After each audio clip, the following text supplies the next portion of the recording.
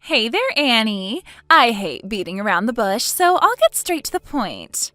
Karen, what is it? It's about your husband, Arthur. As much as it pains me to say this. Oh, who am I kidding? It doesn't pain me at all to say this.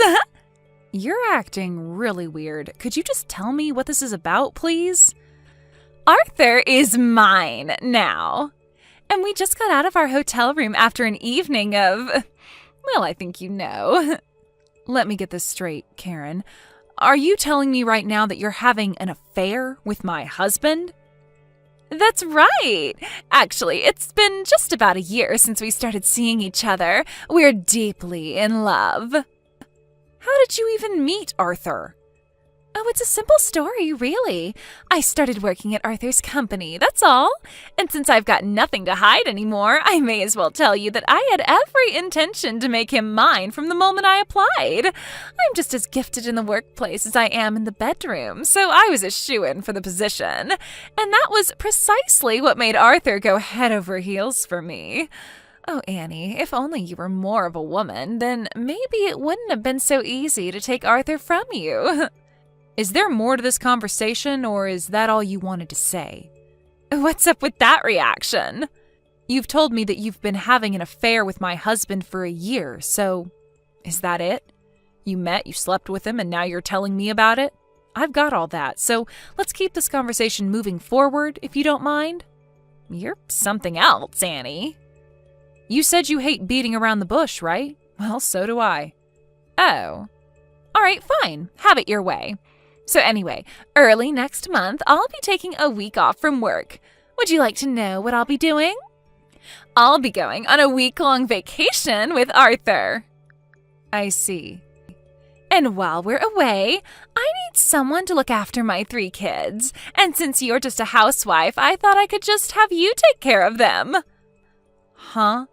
While you were planning this big reveal to me, do you honestly think that I would just agree to babysit your kids while you sleep with my husband? You have no choice but to say yes, huh? Why? Because I'm a strong, independent woman who successfully balanced a high-achieving career and being a single mother. And you're nothing but a housewife, huh? Any time you'd like to start making sense would be great, Karen. You made a pretty big leap in reasoning there, and I'm gonna have to ask you to show your work. Wow, Annie, I had no idea you were so dull. You still have no idea what sort of position you're in, do you? What position would that be? Your days as the pampered and spoiled housewife of a rich and successful entrepreneur are about to come to an abrupt end. Your beautiful little house of cards is about to come tumbling down. And when it does, you're in for an extremely hard awakening when you hit rock bottom. Let me see if I've got this straight. You're saying that if I divorce my husband, that I'll have no one to take care of me since I don't work? Are you threatening me? Threatening? Heavens, no. I would never dream of threatening you, Annie. I'm giving you some valuable information. Reality apparently hasn't set in for you yet, so let me be clear. If you don't want to find yourself a divorced woman with nowhere to go and no one to help you, then be a good little girl and look after my kids while we're away. Got it? Let me repeat. Did you really think that this little game of yours would work on me? Obviously, yeah. I think that any rational person in your position would realize you've been totally defeated and just do exactly as I say. What do you say, Annie? You'll look after my kids for me, right? Not a chance. Excuse me? There's not a snowball's chance in hell that I'm gonna look after my husband's mistress's kids while they're out on a romantic getaway. You'll have to hire a babysitter or something. I'm not doing it. You are unbelievable, Annie. Do you still think you're in any position to be saying no to me? You don't want to get divorced, do you? Think about your daughter. If you don't want the both of you to get kicked to the curb, penniless and hopeless, then do what I say and watch my kids during our vacation.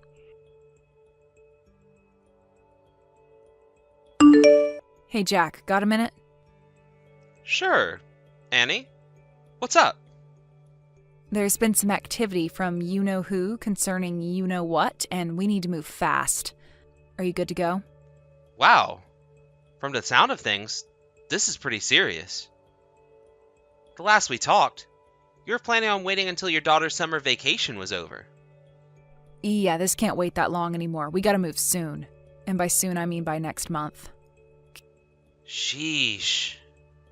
Can you do it? Well, I mean, from my position, it's really a the sooner the better type of thing. But good grief, what happened? It looks like Arthur's punishment is going to come sooner than I expected. Go on. Earlier this afternoon, Arthur's mistress texted me personally and blew the lid on their whole affair. No way! For real?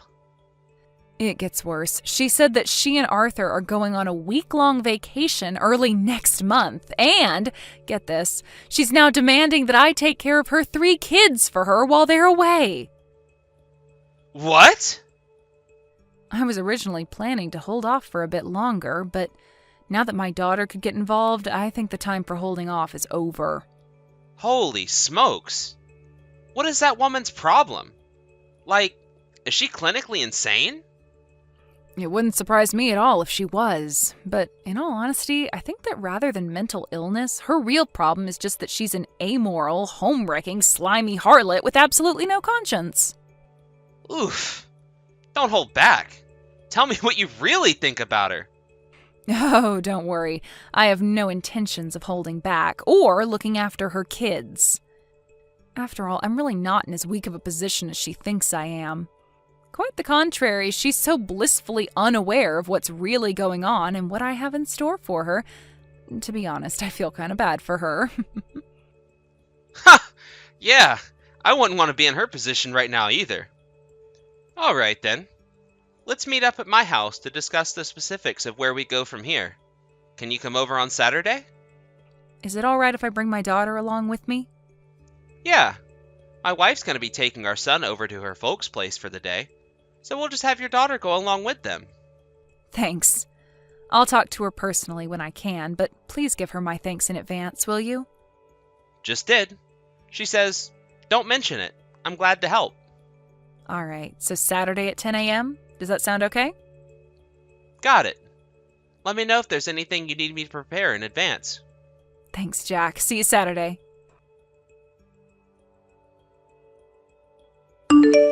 Hey there, Annie. Arthur and I are leaving for our vacation tomorrow. When will you be coming to pick up my kids? I'm pretty sure I already told you I'm not babysitting for you.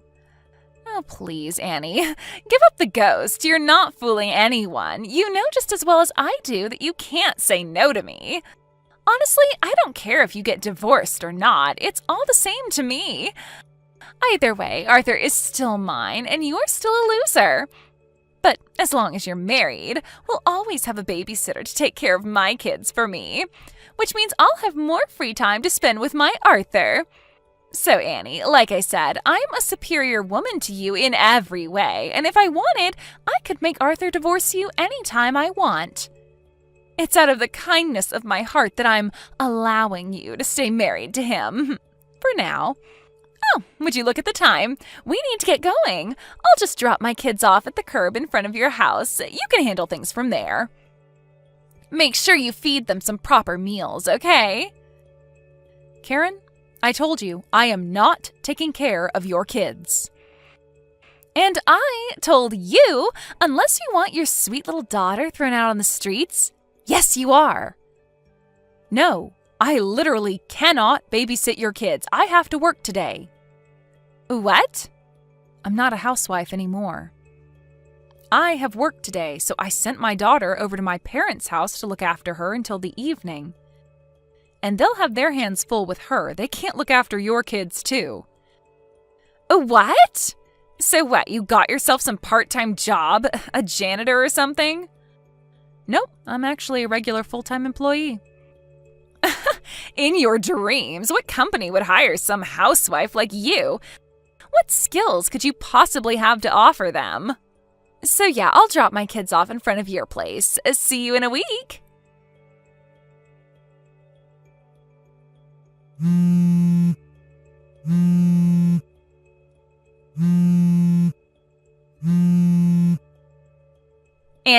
where are you and where are my kids? Oh, hello, Karen. I see you made it back from your vacation. Obviously! I just came to pick up my kids. But Arthur said that all of your and your daughter's things are completely gone. The house was empty. What on earth is going on? Where are my kids? Don't tell me you just abandoned them out on the street. Nah, don't worry. I'd never do a thing like that. Don't tell me not to worry. Where are my kids? Your kids should be all safe and sound at your ex-husband's place. What? My ex-husband? Yeah, I figured that since they're his kids too, that he'd like to know what was going on with them. It just so happens that the husband of a friend of mine used to work with your ex and still had his phone number. So he gave me your ex-husband's phone number and I gave him a call. What did you do, Annie? Me? I didn't do anything. But as for your ex, as soon as he got to my house and saw that you actually did just abandon them on our front lawn, he put them right into his car and took them back to his house with him. No! How could you do this to me? Again, I didn't do anything. However, your husband will likely be suing you for custody over what you did. So I would recommend getting a lawyer and preparing to pay out money in child support. You monster! Who do you think you are? Fine, that does it. I'm going to make Arthur divorce you, so I recommend you get a lawyer if you can afford one. Is that so? You'll soon learn that you should have simply shut up and done what you were told. While you were enjoying your pampered existence as a housewife, I was out there in the real world making something of myself. Now you're going to see exactly what a cruel place the real world is. Did you not see me say I'm a full-time employee? Oh yeah, I saw your lies. Listen, Karen, I guess you didn't know this, but the reason I was a full-time housewife for about a year was just an issue of timing and circumstances. What is that supposed to mean? When I made the decision to resign from my old company, I was already planning to work with my brother Jack, who was in the process of starting up his own company. But due to a number of circumstances within the company and the industry overall, that company ended up going bankrupt before I actually resigned.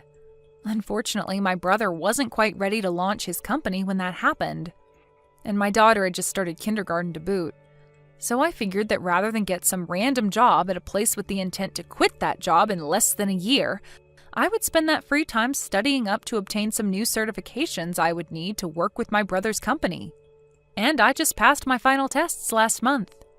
And so, as of last week, I am officially an employee at my brother's company. I see. Originally, I wasn't planning to start work there for another few months, but since you decided to enact your brilliant scheme of threatening me with divorce if I didn't watch your kids while you slept with my husband, I talked to my brother and had him move up our plans a few months. Okay. I really do feel bad about petty issues between adults having an impact on my daughter, but to be fully honest, she never really liked her father anyway. On the other hand, she always loved my parents, and now that we've moved in with them, she is absolutely thrilled to be able to play with her grandma and grandpa every day. So, it's probably better for her this way. So, you mean... Yep, you guessed it.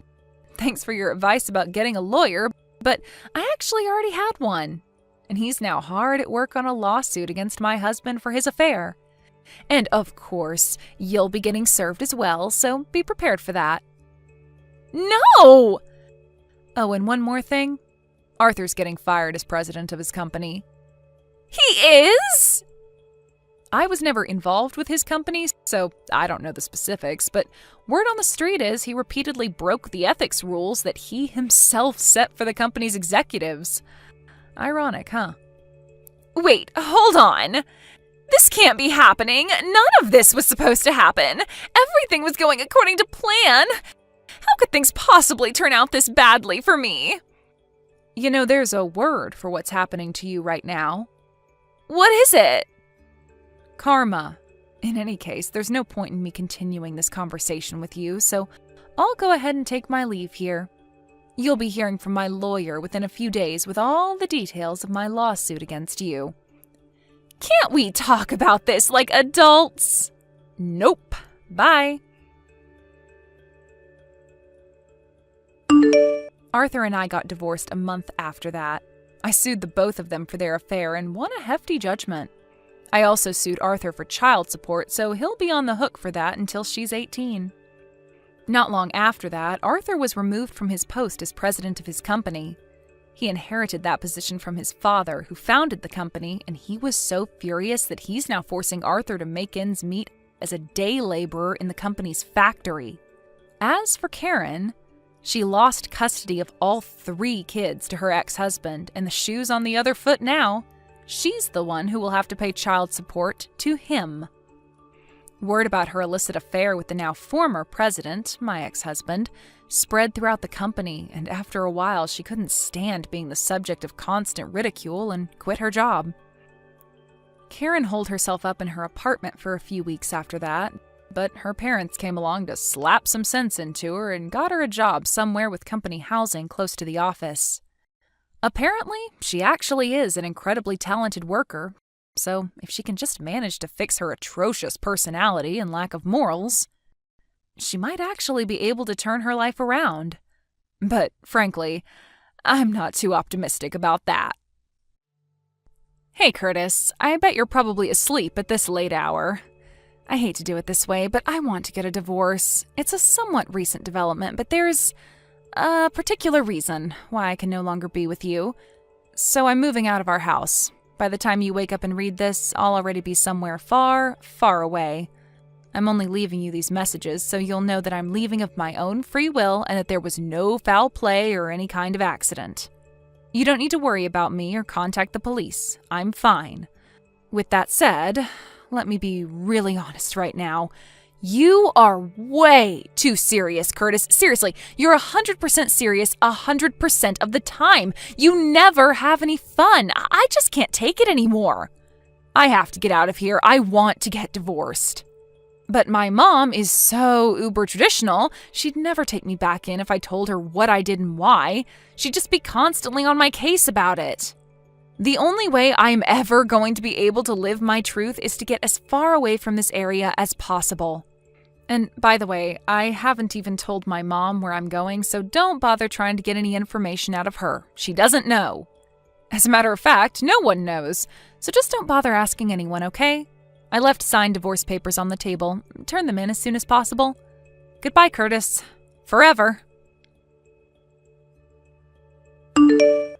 What the... What's going on here? Natalie, what are you doing? I was surprised when you weren't in the house this morning, but I just read those messages and now I'm really concerned. Natalie. Hey Mom, thanks for taking care of Nancy today for me. It really means a lot. I know this was sudden, so I want you to know just how much I appreciate you helping me out at a time like this. It's no trouble at all, Curtis. Quite the contrary. I don't know how to make up for what my daughter has done to you. Honestly, I don't know what that girl is thinking. Sounds like you haven't heard anything from her yet, huh? No, not a thing. What about you? Same here. I tried calling her, but it looks like she blocked my number. Plus, she either blocked me on all her social media accounts or deleted them. She was very thorough. I see. I've tried calling everyone who I thought might have some idea what was going on, but no one seems to know anything. Yeah, she told me that no one would know anything, so I shouldn't waste my time asking around. I guess she meant that. I do have one possibility in mind. You do? I don't know anything for certain, and I feel terrible telling you this, but, well, I feel that it's best that I do. You deserve to know. What is it? I'm completely in the dark right now, and anything is better than nothing, so if there's anything on your mind, please tell me. Well, I have a friend who works in a cafe at the airport, and she told me that she actually saw Natalie this morning. She said that Natalie was dragging along a few large suitcases and went through the gate together with a rough-looking man with bleached blonde hair. Rough-looking? bleach blonde hair? Oh no. You don't suppose it's that guy she had an affair with a while back, do you? That was my first thought as well. Suppose I should have seen that coming. Curtis, I am so sorry about all of this. My daughter has put you through so much, and you don't deserve any of it. Don't worry, Mom. It's nothing you need to apologize for. She's an adult, she's her own person. Everything she does is solely her own responsibility and has nothing to do with you or anyone else. I'm really grateful for you telling me about that. Thanks to you, now I know how to move forward from here. Unfortunately, I think this is leading toward the conclusion that I've been trying so hard to avoid for all these years. By that, I presume you mean divorce? Yeah, divorce. I see. Well, I suppose that can't be avoided anymore. I really wish there was some other way, Mom. I'm sorry. No, Curtis, please don't apologize to me like that. You don't need to worry about me at all. You go ahead and do whatever it is you think is best for you and Nancy, and you'll have my full support no matter what. Thanks, Mom. I'll let you know of my plans every step of the way. Hey, Mom, do you have a minute? Hello, Curtis. Yes, I'm free, dear. What is it? It's about Natalie. Go on. I have Nancy's school to think about, and after talking to my own parents, they've given me their blessing, so I think I'll be moving forward in the direction I talked with you about the other day. I see. Thank you for letting me know. Actually, I had something I was thinking about as well. What is it? Like I said, I've been thinking that Natalie, she told you, her husband and the father of her child, goodbye forever and vanished into thin air, and she hasn't even said anything to me, her own mother. I'm fed up with her behavior, and I won't tolerate it any longer. I'm consulting with a particular person about what my options are moving forward as well. I see. I'm still in early discussions, but I'll let you know more when I make my final decision. Gotcha. I'll be waiting. Hey, Curtis. I was thinking, I don't know, maybe I'd go ahead and come back home soon? How's Nancy doing? She's too young to have her own phone, so I can't call her directly, and for some weird reason our home phone number doesn't seem to be working either. Weird. So yeah, I was just kind of curious how my sweet little Nancy was doing. Are you there, Curtis? Oh, are you maybe still at work? That would make sense. This time of year always was pretty busy for you. Okay, well, go ahead and shoot me a message whenever you read this.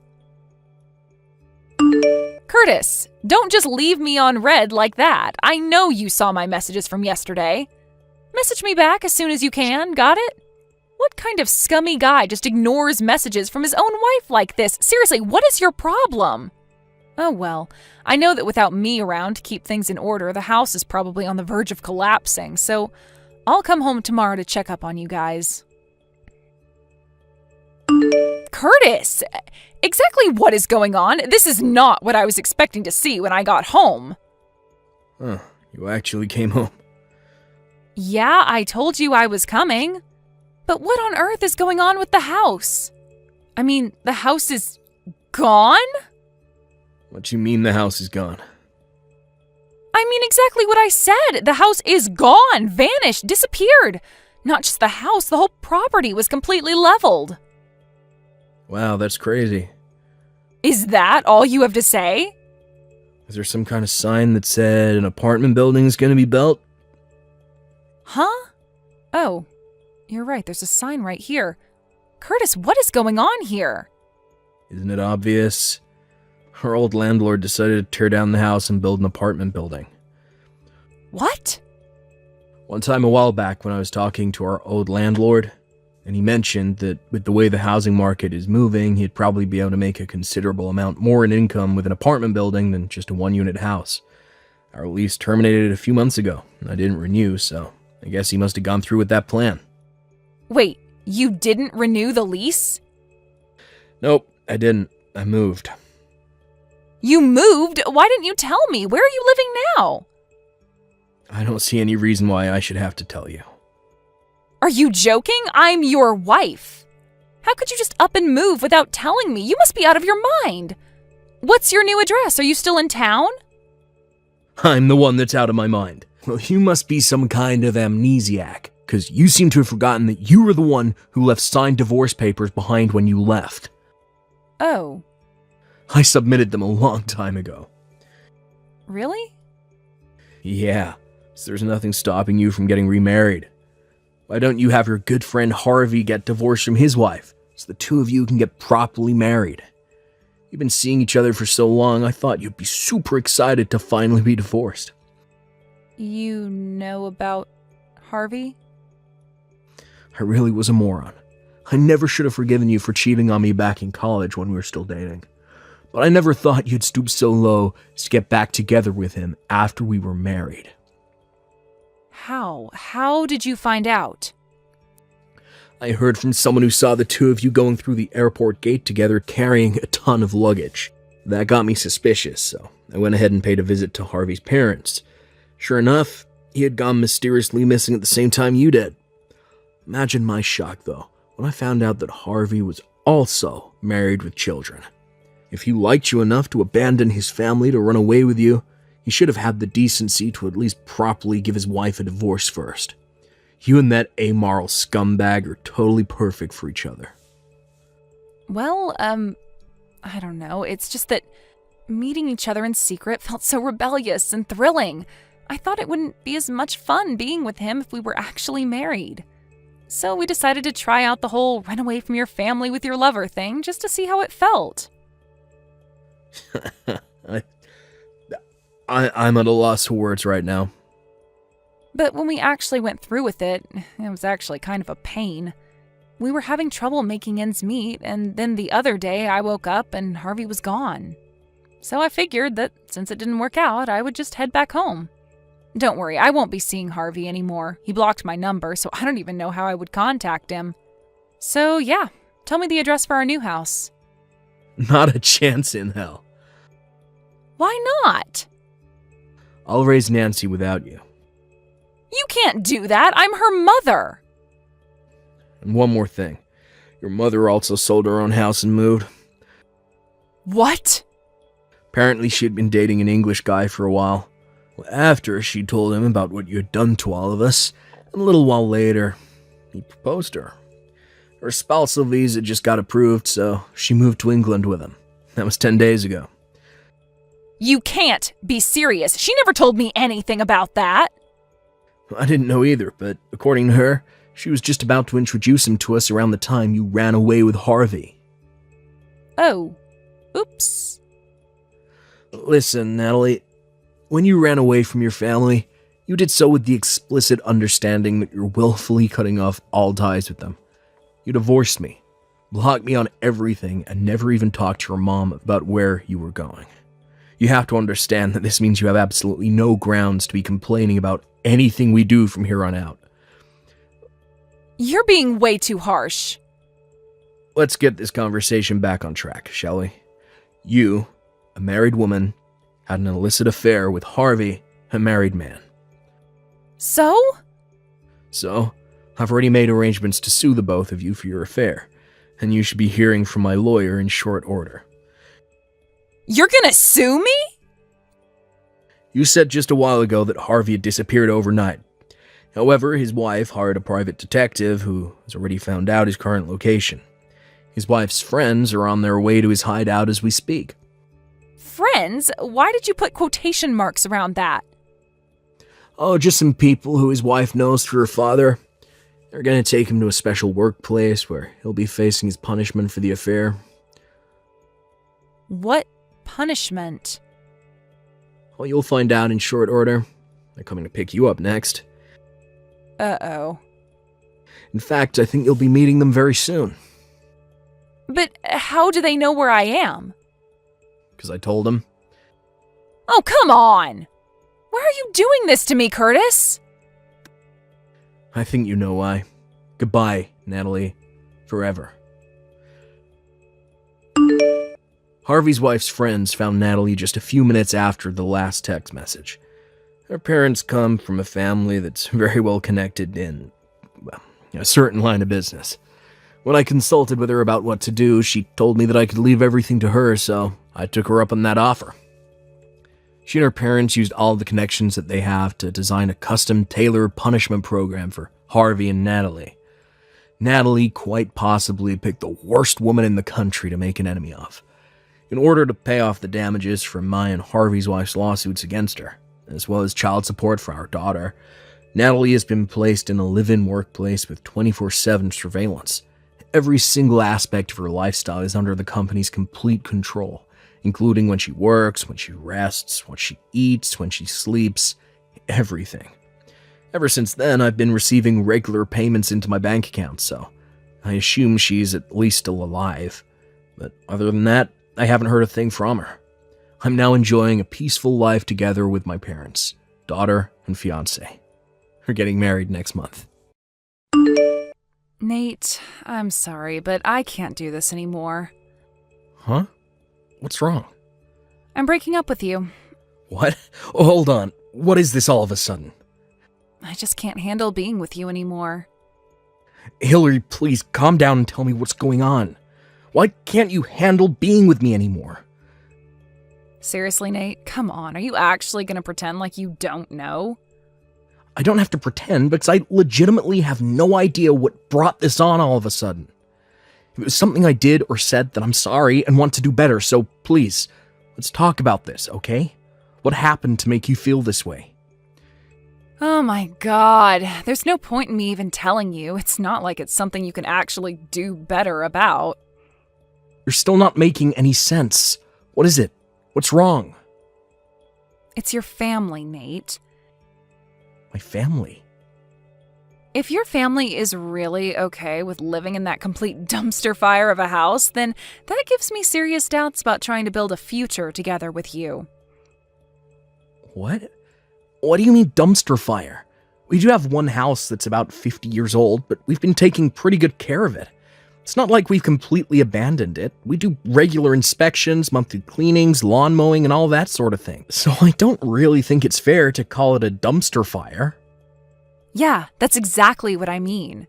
You don't even have the self-awareness to see that your house is disgusting. How can you bear to live like that? I can't build a future with someone from a family like yours, so I'm breaking up with you. Hillary, I think you're under a big misunderstanding. Look, this is not a conversation that we can have by text. Let's meet up and talk, okay? Not a chance. I am never talking to you again for as long as I live. If we should ever meet on campus or in town, I'm just going to ignore you and pretend that I don't know you, so you do the same. Got it? Goodbye. Hey, Nate. Long time no see. How are things? It's me, Hillary, remember? I just saw you on TV and oh my god, I couldn't believe my eyes. You're the biggest rags to riches story I've ever seen. You grew up in that rundown old house and now you're filthy rich living in a huge mansion. They should make a movie about you. Anyway, let's meet and catch up. I'm in the mood for French, I think. I've never tried caviar. Do you know any good places? Oh, and then maybe we could go shopping for a new handbag for me?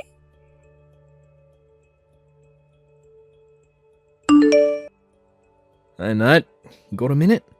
Wow, great timing, Sean. I was just about to send you a message. Let me take a stab in the dark. It's about Hillary? Yeah, she randomly texted me out the blue this afternoon and started blowing up my phone with texts and calls, none of which I answered, obviously. But it seems like she wants to get back together with me. Do you know anything about this, Sean? Oh yeah, that psycho chick has been going through every single one of our old college friends trying to find out as much information about you as she can. What the? Why now? What do you think?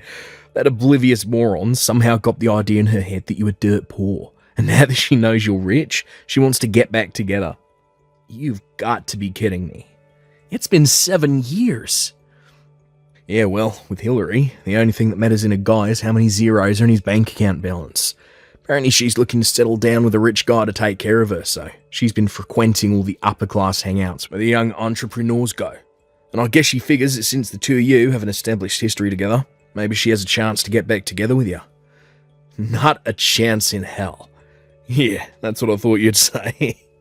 Oh, but anyways, Everyone knows what the circumstance of your breakup were, as well as the fact that nothing good can come out of getting involved with Hillary and all her schemes, so they just all left her on red. Well, that's a relief. For now, I think I'll just keep on ignoring her like I have been. That's probably for the best. So, yeah, I'll just ignore the messages and calls for a while, monitor the situation. If you hear any new information, let me know as soon as possible, okay? You got it, bro. Hey, Nate. So I was thinking about our date. I don't think we really decided on when we would meet up yet, right? I just remembered what you were saying during your TV interview. You took over your dad's company and started instituting a bunch of quality of life improvements for your employees, right? Like adding remote work options, more flexible hours, that sort of thing. So it sounds like you're probably at home a lot of the time. That means we'll have tons of time to see each other. Awesome. So, tomorrow, I went ahead and made a reservation at that fancy new French restaurant downtown in your name for 12 noon tomorrow. I'll see you at the restaurant.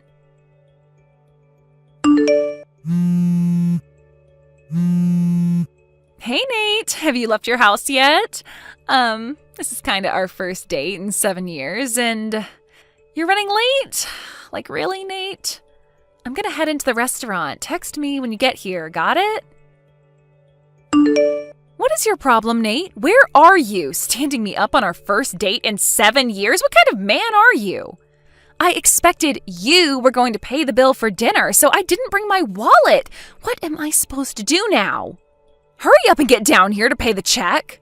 If you're going to be my husband, you're going to have to prove to me that I can rely on you, understand? Hey, wait a minute. Are you ignoring my messages? They aren't getting marked as read. Hey, Sean, this is getting out of hand fast. Yeah, I heard. Did she seriously book a reservation in your name, expecting you to pay for her lunch? She's been blowing up my phone for 3 days. Yesterday, she made up plans for a date with me at some fancy French restaurant, and then, just like you said, actually made a reservation in my name in a place that costs at least $100 a plate. And then she went to the place, declared that I would be paying for the meal, and get this, then she starts telling me that we're getting married. Eesh, what a nut job. You're telling me. Did you hear anything else about that? Yeah.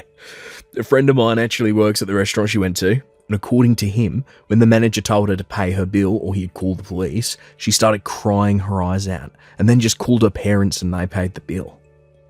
Good God, what is wrong with her?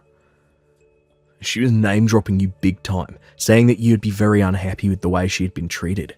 I think it's safe to say she'll try using the same tactic again, so be on the lookout.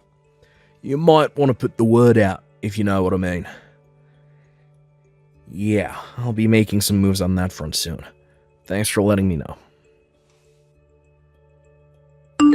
Hey, Nate.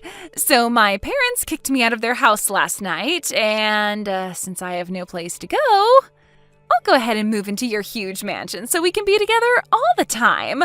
I'm getting on a bus right now. I'll see you soon. Oh, that's right. The city courthouse is on the way, so I'll go ahead and submit our marriage certificate since I'll be in the area anyway. Whoa, hold on.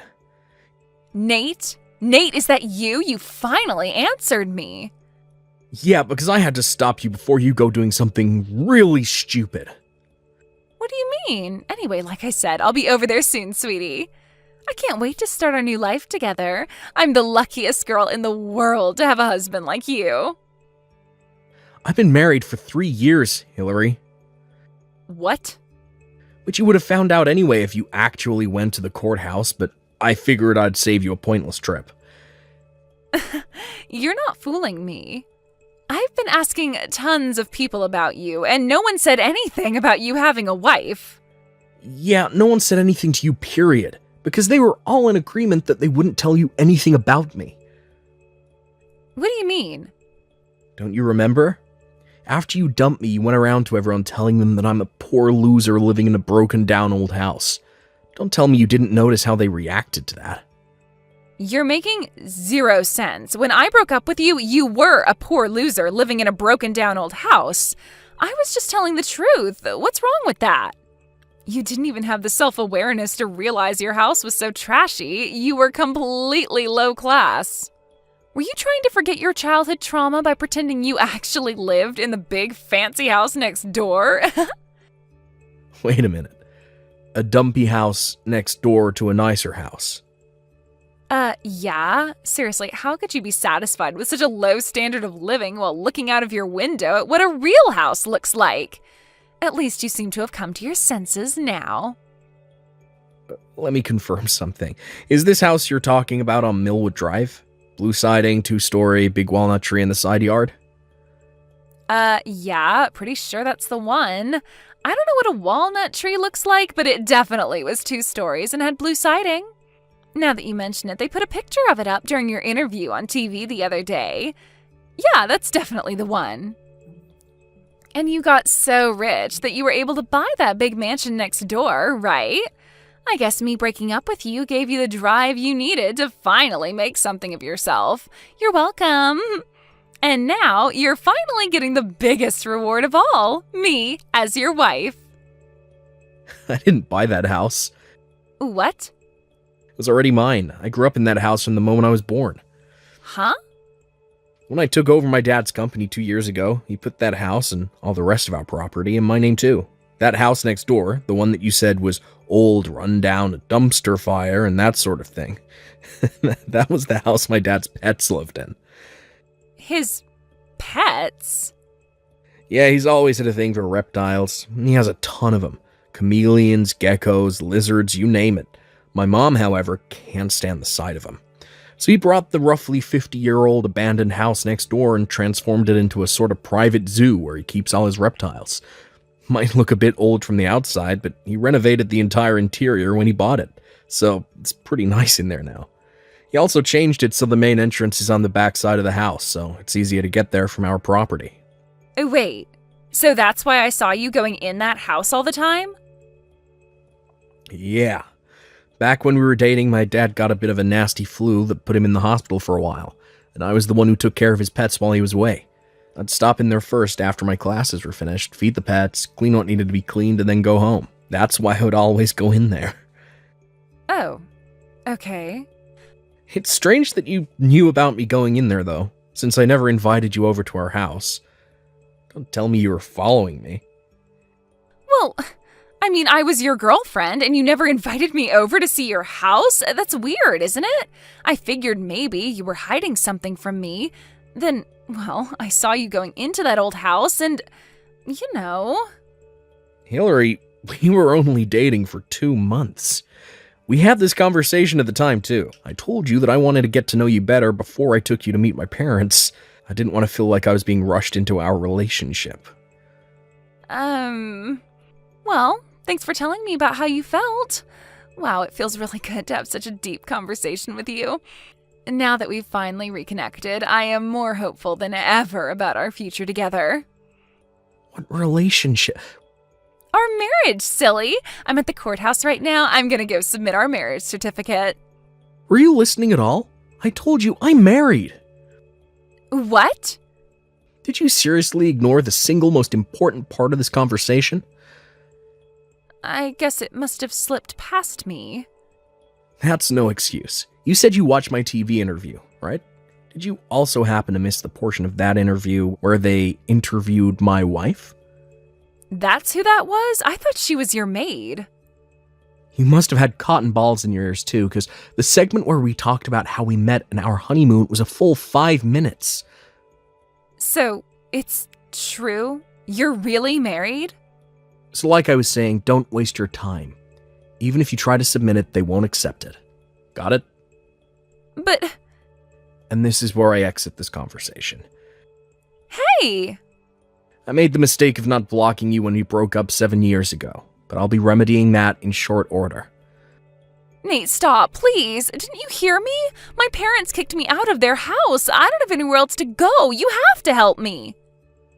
No, I don't have to help you. You're an adult. Figure it out for yourself. Nate, please, let me live with you. How can you do this to me? I was concerned for a while that Hillary might try to storm into my house, regardless of my warnings. but her parents had realized that she was about to do something stupid again, and they caught up with her and dragged her back home. Apparently, they had set a condition for paying the very expensive bill at the restaurant the other day, that she would get married to a friend of her father's who happens to be in his 50s. She tried to back out of it after they had already paid the bill, but they told her that if she didn't go through with her end of the bargain, they'd disown her and kick her out to the curb. It was at that point that she came up with her master plan of getting married to me. Too bad for her, I was already married. That day, Hillary actually did turn in a marriage certificate to the courthouse, and it was accepted. Why is that, you may ask? Well, Hillary had forged my name onto a marriage certificate, thinking that once it was accepted, there wouldn't be anything I could do. However, her parents caught on to the plan. While she was out, they took the marriage certificate she had signed and forged my signature on, then swapped it out for one with her name and the man they wanted her to marry. What a big-time backfire. Hey, what happened with that job interview? I thought I remembered you saying something about an interview for a job that your old college friend told you about. Was that today? Yeah, I just got out of it a little bit ago. They didn't keep me waiting either. They hired me right on the spot. Wow! I'll be starting there bright and early on Monday morning. That's fantastic news. So are they going to pay you more than your old company did? Wow, you wasted no time asking about the pay. Yeah, well, I'm your wife. And since your pay directly affects our lifestyle, I'd say it's only natural that I'd be the most interested in hearing about that. Yeah, I guess you do have a point. From what they told me today, at first I'll be getting about the same as I was getting before. But looking to the future, I'm pretty sure I'll be looking at a much higher income potential than my last company that went bankrupt. Oh, okay. Well, I guess as long as it's not lower, that's fine. It's better than you staying unemployed forever anyway. Oh, and by the way, one of my new colleagues invited me to a restaurant for lunch, so I'll eat with him and then come home. Okay. I'm going to see a friend too. We're going to go clothes shopping at the mall, and we'll be back pretty late. Shopping? Again? You got a problem with that? Just don't spend too much, okay? I don't think you're aware that your spending habits are a big reason we haven't been able to put much away in savings. Yeah, whatever. I got it. So like I said, I'll be home late. Don't wait up for me. I don't believe you. Is this for real? What is your problem? Seriously, you lied to me. Gloria? What's going on? What do you mean I lied to you? You told me that you got hired at a company making phone apps, but now I learn that you're really just a toilet cleaner? What? I was out running errands and happened to be near your new office, so I figured I'd stop by and see what the building looked like, maybe step inside if I could, and what did I see when I got there? I saw you cleaning toilets at the park across the street. Wait, what? What are you talking about? I haven't gone outside since I got to the office this morning. I wasn't cleaning toilets. Oh yeah? If you weren't cleaning toilets, then why did I see you cleaning toilets? I'm telling you, other than my lunch break, I've been staring at a computer screen all day today. And I ate lunch at my desk, so I honestly have no idea what you're talking about. Are you sure you're not mistaking me for someone else? Don't patronize me. You think I wouldn't recognize my own husband's face when I see it? It was you. I'm not patronizing you. I'm just telling you, whoever you saw cleaning toilets at the park, it wasn't me. Ugh, are you seriously gonna keep this up? I have nothing to keep up, Gloria. I'm telling you the truth. Why don't you go back to the park and talk to whoever that guy was? That'd prove he isn't me. If you're so sure he's me, why don't you go and try and confront me? You already left. I saw you leaving. Plus, even if you were still there, I would never even think about talking to you. I wouldn't want anyone to know that I'm the wife of a park toilet cleaner. Ugh, disgusting. Okay. Well, I think belittling people who are undoubtedly working very hard to make a respectable living is pretty uncalled for. But again, the moment I got to work, I sat right down at my desk, and I haven't moved from this spot except to go to the bathroom. Are you not listening? I saw you with my own 2 eyes. It wasn't me. Yes, it was. No, it wasn't. This is going nowhere. Let's talk about this more at home, okay? I can't take any more time away from working than I already have. Oh, what's the matter? You have to head to the next toilet to clean? I don't clean toilets. Enjoy your basic manual labor.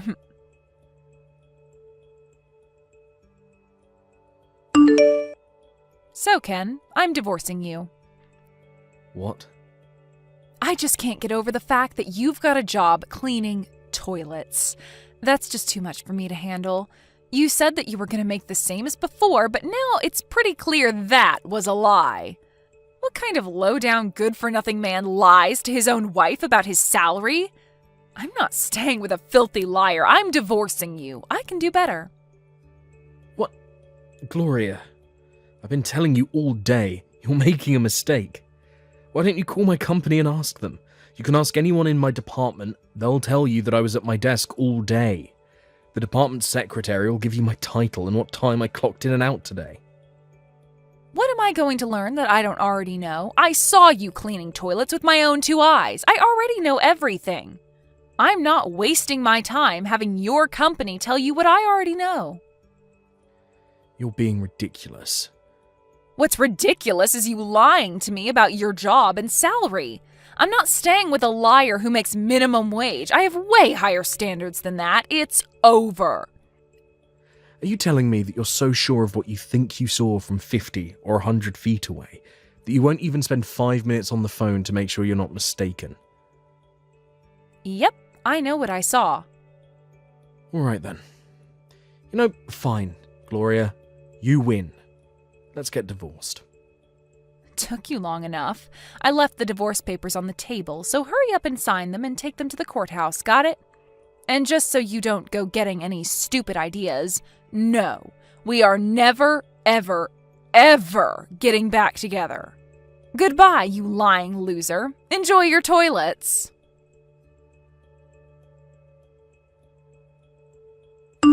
Hey, Ken, are you there? Gloria? Just what is going on with you, anyway? You're not a toilet cleaner, after all? I'm sorry it took you 2 years to realize this, but no, I'm not. Seriously? Yes, I'm serious. But what brought this on? A friend of mine subscribes to an IT industry magazine, and she told me that she read an article in it about you. She said an app that you designed is going viral worldwide. It's getting hundreds of thousands of downloads every week. Oh yeah.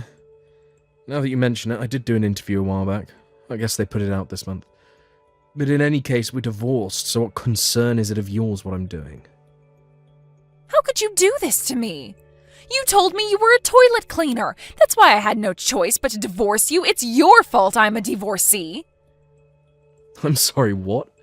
How could you remember that instant precisely backwards? It was you who somehow got it into your head that I was a toilet cleaner, and it was you who divorced me because of that misconception. I told you, time and time again, that I was not a toilet cleaner, that I was a regular employee at an app-making company, but no matter what I said, you would not listen to a single word, and now you're calling me a liar because of that? Give me a break, Gloria. Don't try to put this all on me. You agreed to the divorce, didn't you? You could have done more to convince me not to divorce you. You made zero effort to prove that you weren't a toilet cleaner. Our divorce was mostly your fault. You're not going to get out of taking responsibility for your actions. This is the most egregious case of projection I've ever seen.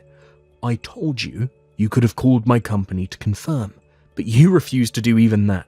Explain to me exactly how it's my responsibility that you were too stubborn to even make one phone call. And as for agreeing to the divorce, what was I supposed to do? My wife has so little faith in me that she won't even believe me when I say that I'm not a toilet cleaner. I lost all my affection for you that night, Gloria. But... Oh no, don't tell me. Did you see the article about my successful app in that magazine and then decide to try and come running back to me? Tell me you're not that shameless. I am not shameless. Out of the kindness of my heart, I'm offering to forgive your past indiscretions and allow you back into my life. A simple thank you would be nice. Did you not see me just say that I lost all of my affection for you? And I'm giving you another chance to reconsider. We've been divorced for 2 years, Gloria. All the feelings I once may have had for you are long gone now. Not to mention, you yourself said that we would never, ever get back together. So tell me, Gloria, did you actually think what you're trying to do right now would work on me? Well, I thought I'd give it a shot. Yeah, well, you wasted your time. I have absolutely zero intention of getting back together with you. So you're going to have to move on. Ken, wait! No. Ken, how could you do this? You really are scum, you know that? You had a woman other than me, you creep! What now? This is not how I wanted to start my day. I've been single ever since we divorced, Gloria. There is no other woman. Oh yeah? Then would you mind explaining why a woman just walked into your room? What woman? If any woman's gonna live with you, it's gonna be me after we get remarried. I will force her out of your life, Ken, no matter what it takes. What? Wait, where are you right now? Ken? Why didn't you tell me you'd moved? You had no right to hide that from me. It wasn't your girlfriend I saw. She just moved into your old apartment after you moved out. And thanks to you keeping me in the dark, now I have to pay that woman damages for all her stuff that I broke. Have you ever taken responsibility for a single thing in your life? Like, ever? What responsibility do I have to keep the woman who divorced me 2 years ago up to date on my address? For real, Gloria. But, Ken... I'll tell you what responsibility I have. Zero. You broke my heart 2 years ago, but you're nothing to me anymore. So you can stop blaming me for all your boneheaded mistakes. But Ken, I'm just trying to get back together with you. Yeah, and I'm not interested. Why not? Because I know what this is really about. You do? Your brother told me all about it just a week ago. After you broke up with me, you started having an affair with your boss at your part-time job, a married man with kids. And once his wife found out about your affair, she sued you, and she also forced her husband to fire you. Wait, he knew about that? Yeah, and also that you've been frantically going through your entire contact list, trying to find someone who can give you money to pay off the lawsuit. He heard you talking to your friend about reading the article about me in that magazine, as well as the two of you discussing your plan to get remarried to me. So like I said, I know what this is really about. Oh no, he heard me? Oh well, I guess that makes this conversation way easier. You're rich, right? Give me some money to pay off the lawsuit. Once I reach a settlement with the woman from the other day, I think it'll all come to around 100,000. You can spot me that much, right? It's not a question of whether or not I can, but whether or not I will. And I won't. But your wife needs you. What kind of man abandons his own wife to the wolves? I expected better of you, Ken. Gloria, get this through your head. We've been divorced for 2 years, and I have no feelings for you anymore. I'm not remarrying you, and I'm not giving you any money. Oh my God, are you gonna run away again? Again with the projection. I'm running away. You're the one trying to run away from paying the $100,000 debt you bought with your own sheer stupidity by relying on the man who kicked you to the curb 2 years ago. Where else am I supposed to get $100,000? Get a job. But I got fired. You got yourself into this mess. Not me, not your brother, not the woman whose husband you slept with, not the woman whose apartment you trashed. You. You're going to have to learn to take responsibility for your own actions and stop blaming me for everything. This is your opportunity to turn your life around. What does that even mean? I don't need to turn my life around. I just don't want to be poor, so come on, give me a break. No. Please? There's nothing that you could possibly say or do to get me to get back together with you or give you money. Come on, Ken, don't be that way. I'm done with this conversation. How about just 50,000? I'm blocking your number. Wait! I'll settle for 10,000.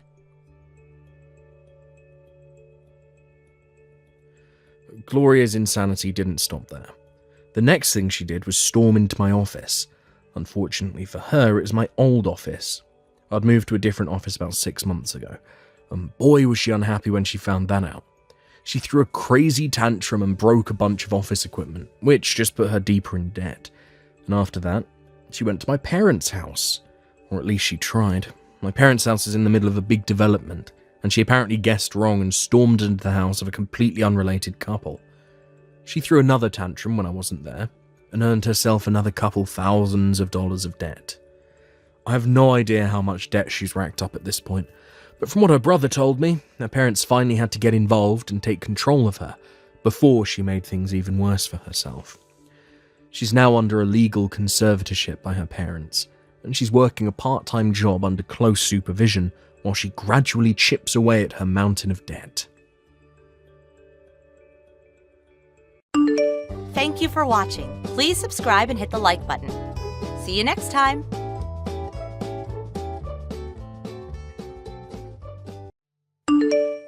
Hey there, sweetie. You're June, right? I'm Tammy, Jill's new girlfriend. Nice to meet you. I'm sorry to message you out of the blue like this, but I found your number in Joe's phone and just had to talk to you. Sorry. Who's this? I just told you, silly. I'm Tammy. Oh no, don't tell me you didn't hear the news. Me and Joe go all the way back to middle school, you see. We met up for the first time in forever at our class reunion and, well, one thing led to another. And he wanted me to tell you that he loves me now, not you, and that he wants to get a divorce. Joe, is it? I have no idea who you're talking about. What? Oh, come on. Are you being for real right now? I'm talking about your husband. Oh, you poor thing. Are you in shock from losing your sweet husband, Joe, to his old girlfriend? It must be so painful to learn that you're an inferior woman to me in every way. And just so you know, don't get any silly ideas about winning him back, either. I already announced our engagement on Instagram. Oh, and I included a picture of the two of us getting all lovey-dovey as evidence. Now the whole world knows that Joe and I are deeply in love with each other. Now the only thing that is left for you to do is to be a good little girl and give Joe the divorce he wants. And then we can finally be together forever. Ugh, this is not what I needed today. I still don't know who this Joe is that you're talking about. Could you do me a favor and give me his last name or something? What? What is wrong with you? You have the same last name. You're married. Okay, I'll make it easier for you. His full name is Joe. Your last name. Got it? Look, I'm trying to tell you, I genuinely have no idea who the person you're talking about is. But it seems like you're bound and determined to make as little sense as possible. So let me go check with my husband to see if he has any idea what you're talking about. Okay, Tammy? And I'm trying to tell you, Joe is your husband. Don't you get it? Are you like drunk or something? Or I don't know, do you have like a mental disability or something? You know what? I don't got time for this. I'm closing this DM. Bye.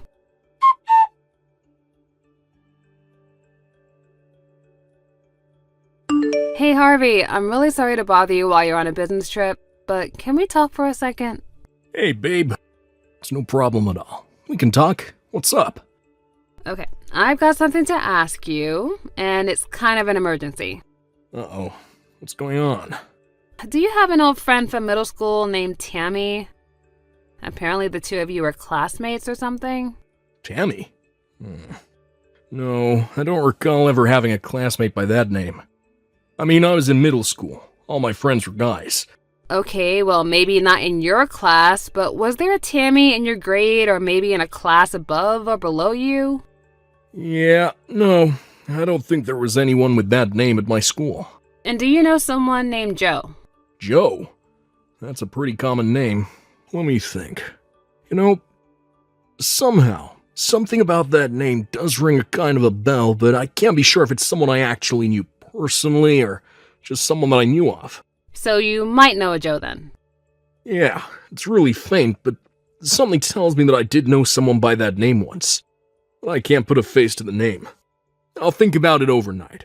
If I remember anything, I'll let you know. Okay, thanks, Harvey.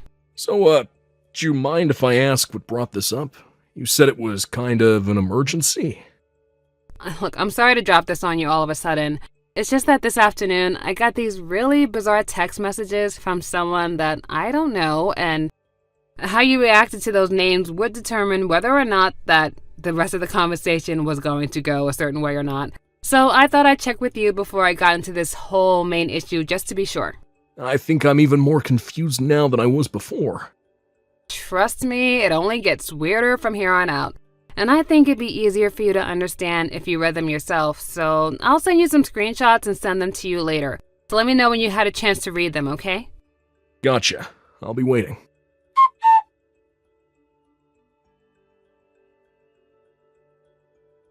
Well, I read them, and now I'm even more confused than I was 20 minutes ago before reading them. Right? I mean, that's kind of what I expected you to say. Let me see if I got this straight. This Tammy person met up with her old boyfriend from middle school, Joe, at a class reunion and started an affair with him. And Tammy thinks that you're Joe's wife for some reason. So she spills the beans on her affair to you, then declares that she's going to marry Joe. And now she wants you, my wife, to divorce Joe, who you're not married to, so Tammy, his mistress, can marry him. I say that sums it up pretty well, but I still have no idea what's going on. I feel like I'm having an aneurysm just trying to comprehend this. I think the most likely story is that she simply has the wrong phone number. But since I don't know anyone named Tammy, and neither do you, I don't really know what I should do about all this. Hey, wait a second. Didn't she say that she got your number from Joe's phone, whoever that is? Yeah, you're right. That's the case. Then that would mean that Joe had your name and phone number on his phone, right? Oh, yeah, I guess you're right about that too. But the thing is, I don't know anyone named Joe. I mean, if I could at least get his last name, then maybe I can get one step closer to solving this bizarre mystery, you know? Tammy said that you have the same last name. Is that anything for you to go on? Well, I never did end up giving her my actual last name. I was kind of torn, if I gave her my last name, then I might be able to put an end to her confusion right then and there, but at the same time, I felt like it would be best for me not to give her my information so she knows who I am. That was good thinking. I'd say, who knows what she would have done if she got your full name? Well, it's like you say, there's really nothing for us to go on at this point. My last meeting over here is in the morning, so I'll be coming home tomorrow. If you feel unsafe staying in the house by yourself tonight, why don't you head over to my parents' place? I'll call my mom to let her know you're coming if you want. I think I would probably be able to sleep easier if someone else was here with me. Thanks for taking the time to talk with me, Harvey. I know you're really busy over there. Hey, it's no trouble at all. I'm here for you. Let me know if anything new happens, okay? Good night, June. I love you. Good night, Harvey. I love you too.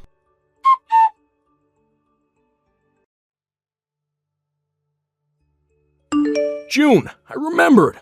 Oh, good morning, Harvey. What did you remember? Oh, is it about the conversation from last night? I know who Joe is. What? Really?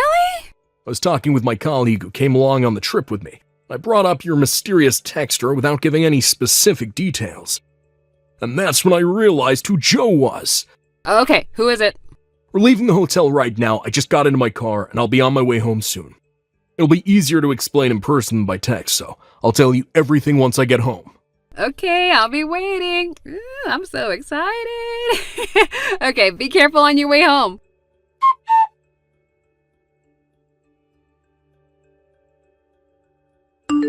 Hey there, June. Are you still playing hardball on giving Joe a divorce? Come on, grow up. Seriously, set the poor man free. Oh, it's Tammy, isn't it? How are you doing today? Cut the small talk. Are you going to get a divorce or not? Okay then, let's get right to the main point. First off, whose husband are you talking about exactly? I mean, if we don't get that settled, then we won't be able to have much of a conversation at all. What? Oh my God. Are you still pretending you don't know who Joe is, your own husband? I am sick and tired of wasting my time. I want to marry my sweetheart Joe, so hurry up and divorce him. You miserable cow. I'm not a cow, but hear me out. Just a moment. I've been doing a lot of thinking these last few days, and I think I realized a couple of things. What are you going on about? I'm not the June you're looking for. Huh? When you went through Joe's phone, you must have stopped at the first June you saw on his contact list, right? The June whose husband you slept with, who was probably right after me on that list. Wait, what? Yeah, in fact, I'm pretty sure I know who this Joe is now. And our last names are usually right next to each other alphabetically. So if you would have scrolled down just a little bit further, you might have noticed that there were multiple entries under just June, but I guess you just stopped short because you were just so anxious, you know. I don't believe this. Wait, then what's your relationship with my Joe? I mean, your name was in his contact list, so it's not like you're a total stranger or anything. Who are you exactly? I used to work with Joe. Really? Yeah. And Joe and I worked at the same company up until 4 years ago. We used to work together pretty frequently, so we both had each other's contacts on our phones. But Joe was never one to care much about new technology, so I bet he's still using the same phone he had back then, which would explain why my name and number were still on it. Then why didn't you say anything about that the other day? Trust me, I had a very good reason for that. Because, you see, back when we were working together, Joe always used his business name while he was at the office. A business name? What is that? It's like a pen name. Authors don't always write under their real names for various reasons, and Joe did the same thing in his business life. I only ever knew him by his business name, and that's why I wasn't sure who you were talking about. A friend of mine is still working at that company, and when I happened to bring up your text about Joe, she brought up his business name, and that's when I figured it all out. Oh, I see. Yes, it does. So I hope that you can see now that texting me and demanding that I divorce Joe isn't going to get you anywhere, so I'd appreciate it if you would stop texting me starting. Okay, wow, oopsie. Okay, so I guess now I need to go find his real wife's phone number then. Ugh, these last few days were such a huge waste of time, and our wedding is this weekend. This weekend? Yep. And I rented out the restaurant that my uncle owns for the reception. It's going to be so great. I'm having a $20,000 wedding at my uncle's restaurant. And that's why I announced it at our engagement on Instagram. I invited all my followers, so I bet at least 100 people are going to come. Maybe more. I don't know. So I've got to hurry up and find this real wife so I can get them to divorce by Saturday pronto. You really are something else. Okay, well, I don't need you for anything anymore, and you can go now. I've got to find Jill's real wife, and really, really fast. Bye-bye.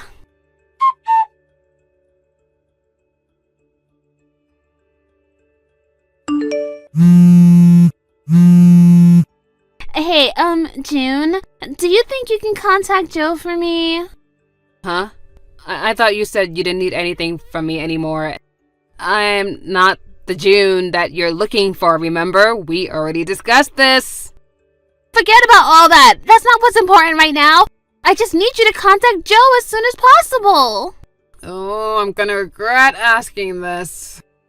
Okay, what happened? Today's the day of our wedding, but Joe still hasn't showed up. And none of his family or friends have arrived either. No one from his side of the wedding is here. I've been texting him and calling him all day, but he's not responding. I mean, what's going on? What should I do? Can you help me? Oh boy. If I were you, I wouldn't plan on him coming anytime soon, to be honest. Huh? I actually heard about all of this from a third party, and apparently you got Joe drunk at the class reunion and then spent a night with him, right? And then you used a picture that you took together with him to blackmail him into continuing your relationship, and finally you tried to push him to marry you. Isn't that right? That's not true! Okay, so maybe that's how our relationship got started, but that, as it may be, is a fact that we shared a love for each other time and time again after that. And it's gone on long enough that I'm positive that he does love me. For real! Wow, that is an interesting theory. And if it was true, then why is he not there at the wedding waiting for you down the aisle? Ugh, I'll bet his evil succubus of a wife has him tied up in their basement or something. Wow, I'm actually starting to feel really sorry for you. What do you mean? The only means you have of getting someone to be with you is not to lie, trick, or threaten them. Oh, how dare you!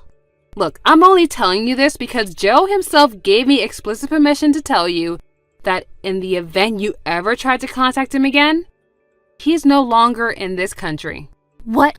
He found out that you had posted the picture you had taken of him for blackmail on Instagram. And after that, he immediately told his wife everything about how you got him drunk, took advantage of him, blackmailed him, and now how you were trying to force him to marry you. His wife could see from the way he was talking about it that he was truly terrified and was acting out of his own volition. She thought it would be the best thing for him if he were to step away from everything for a while, take some time to work on their mental health, and he resigned from his company. His wife knew a therapist who specialized in that sort of trauma who works at a clinic overseas, and they've already left the country together to go and get so much needed help from what you've caused. What are you saying? Joe and I are getting married today! There's no way that can be true! I love him, and he loves me! And we're in love, madly in love! And we're gonna be together forever, and he can't leave me behind like this! Honestly, I say that you're madly, desperately in need of some mental help right now, too. Shut up! None of this concerns you, you miserable cow! Yeah, I know. That's what I've been trying to tell you ever since you first started texting me that unfateful day. And I have nothing to do with any of this. But why isn't Joe answering me? Simple. He got a new phone specifically to prevent you from ever being able to contact him again.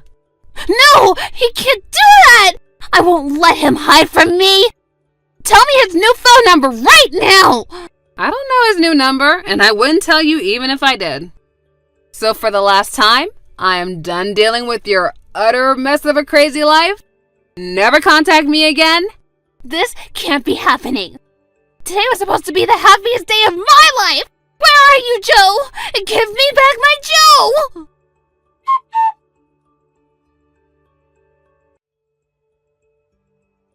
She started spamming me with texts demanding that I give Joe back to her, which continued despite explaining multiple times that I don't have Joe.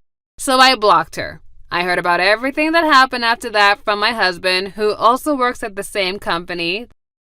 The day after the wedding, that never happened, Tammy stormed into the company's headquarters screaming, "Give me back my Joe!" at the top of her lungs. And unfortunately for her, he had already resigned. So her visit was completely pointless. The company called the police and her temper tantrum was put down. Oh, and I'm sure you haven't forgotten about the $20,000 price tag on the restaurant for her wedding that she was bragging about. It may have been her uncle's restaurant, but $20,000 is the sort of money that he couldn't simply overlook, even though it was his niece. So she's now working in the kitchen every day of the week until she's fully paid off her bill. And it's going to take a long, long time. Also, Joe and his wife are making preparations to sue Tammy for, well, just about everything that you could sue someone for. I mean, blackmail, defamation, sexual assault, you name it. So as bad as Tammy may think she has it right now, it's only going to go worse from here. Hey, Haley, you've been avoiding me up until now, but you're definitely gonna come to the mom's lunch today. It's Saturday, so you can't use work as an excuse for not going. It gets better, though. I decided to have it at your house. Won't that be convenient for you? We'll be there at noon sharp. Right now, it looks like 10 people are coming. You can choose whether you want to make the lunch yourself or order out. It doesn't matter to me. Just make sure you get enough. Oh, and you know what? Actually, I'm in the mood for sushi. There's an amazing sushi place that just opened downtown. Why don't you order from them?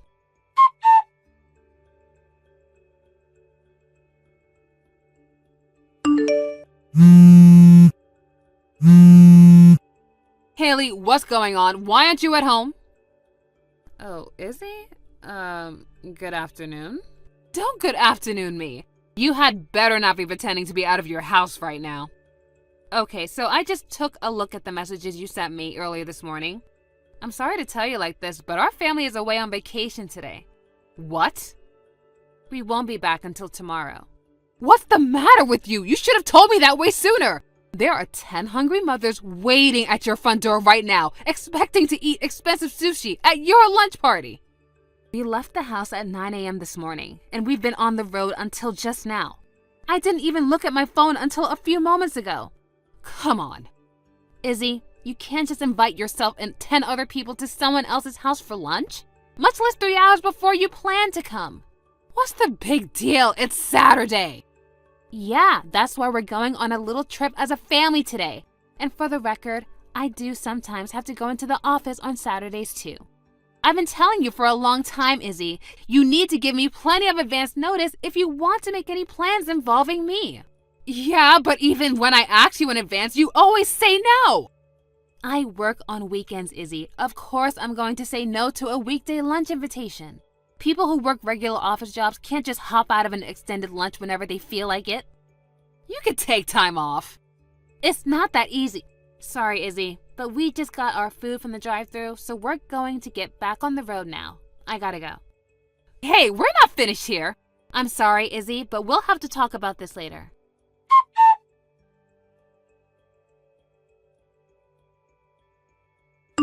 Unbelievable. Do you have any idea how much money you cost me? Good evening, Izzy. I'm sorry, what did you mean? How did I cost you money? The lunch last Saturday. I told all the other moms that we were all invited to your house to eat sushi from the expensive new restaurant. But you completely blew me off and went on vacation with your family. So I got stuck taking them all out to have lunch at that restaurant instead. I had to pay for 10 lunches. Izzy, I think you're missing one very important detail. What detail? You are the one who invited everyone to my house without even talking to me about it in advance.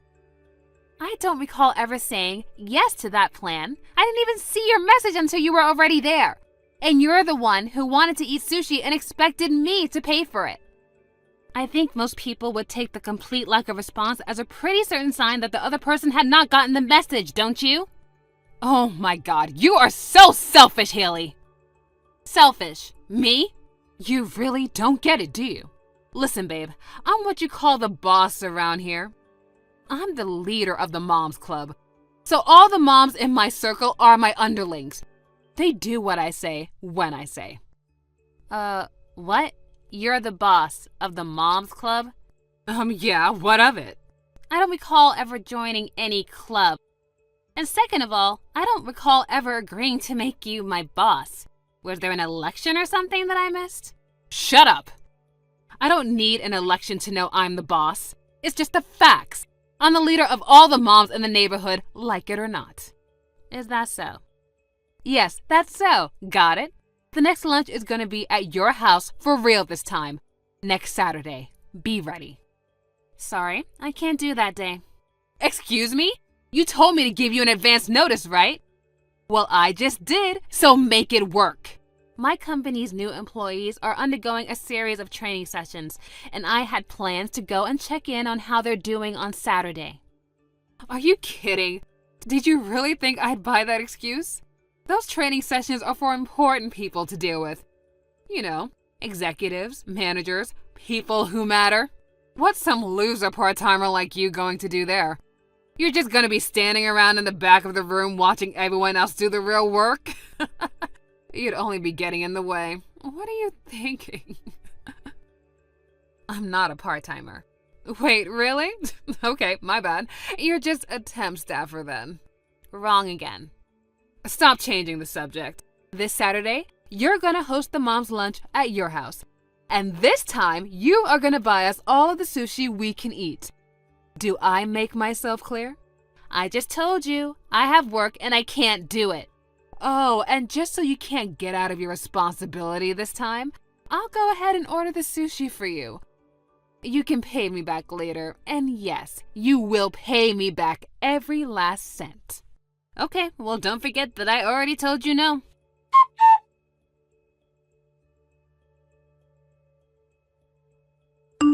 Hey there, Haley. We're having an absolutely lovely sushi lunch at your house right now. Although I have to admit, it's kind of weird that you're not attending a party at your own house. Huh? Wait a second. What do you mean you're having a lunch at my house? Are you actually in my house right now? How? I locked the doors when I left. Nope, we were able to get inside with no problem at all. It was so nice of you to leave someone here at the house to serve us. Who is this old lady? Your mom? Or your mother-in-law? Or just some woman you hired for us? Anyway, this was super nice of you to do. But just because you gave us a servant doesn't mean you're going to get out of paying the $5,500 bill. What the? $5,500? I ordered enough for 20 people. You know, so I could have some leftovers for later. I have the old lady here pay for now, but you can pay her back when you get home. Don't keep her waiting, though. I doubt she has that much in her bank account. What in the world are you talking about? My husband took my son to the mall to play today, and I've been at work since this morning. So none of us are home, and the house should be empty. Yeah, I figured as much. And that's why you left this old lady here, right? Your mom or mother-in-law or whatever. I did no such thing, Izzy. My mother and my husband's mother. Both of them passed away before we got married. What? Wait. Huh? What are you not getting, Izzy? My entire family is out of the house right now. No one is home. So there shouldn't be any old woman, much less my dead mother or mother-in-law at the house right now. Hold on. So you're saying that woman who went and hid in the back room when we all came into the house, is that... Oh my God, your mom's a ghost. Oh my God, don't be ridiculous. There is no such thing as ghosts. That woman who's in the house with you, you said you made her pay for the sushi, right? Ghosts don't have money. I mean, they're not even real. Ugh, what are you, a third grader? Oh, yeah, that does make sense. Wait, so this was a prank? You're awful! You know I'm terrified of ghosts. I can't even watch horror movies. I get so panicked I can't sleep. How could you pull such a cruel prank on me? I wouldn't go to so much trouble to pull some elaborate prank like this on you. But that's beside the point right now. If you're really in my house eating sushi like you say, and some woman let you into my house, then that means someone was trespassing in my house. This is very, very bad. I gotta call the police. Yes, I'm 100% sure that we're in your house. Ugh, you're terrible. If you keep going from prank to prank like this, I'm gonna have a heart attack. How many times do I have to tell you I'm not pulling any pranks on you? You've got some nerve treating me like this on the day I'm celebrating my husband getting a new job. What? Your husband's new job? Yeah, isn't it great? He got scouted by some big shot marketing agency. So this week's mom's lunch is also a party for him. Wait, is your husband there with you right now? Well, duh, it's his party. Of course he's here. I see. And does your husband's name happen to be Stan? Yeah, but why does that matter? Okay, well then. What? Tell your husband he's fired. Fired? What is up with you? He's fired. How can you fire him? He doesn't even work for you. Actually, he does work for me. Huh? That big shot marketing agency you mentioned earlier, I'm the CEO. What? I told you that I couldn't host a lunch today because my company's new employees were undergoing a training session, didn't I? Your husband is one of the new hires who should be in that training session right about now. But he's never taken any of the training seriously at all. He's been blowing them off, taking long bathroom breaks, using his phone mid-session, and right now, he's absent without leave. I've been trying to contact him since this morning, but he won't answer his phone. Unbelievable. He was having a party to celebrate his new job. Wait, you're not making any sense. My husband was scouted by this company. Why should he have to attend some dumb training session? If he was scouted, doesn't that mean the company really wanted him to join? Trainings are for beginners. Sorry to break it to you, Izzy, but your husband wasn't scouted. What? I don't know what sort of story he's been telling you, but he got hired on as a part-timer, just like all the people at the training session today. No, he's a part-timer? He worked hard and proved himself. We have a system where part-timer employees can become full-time regular employees, but he's got to go through the process like everyone else. I'm going to talk to my husband. You wait right there.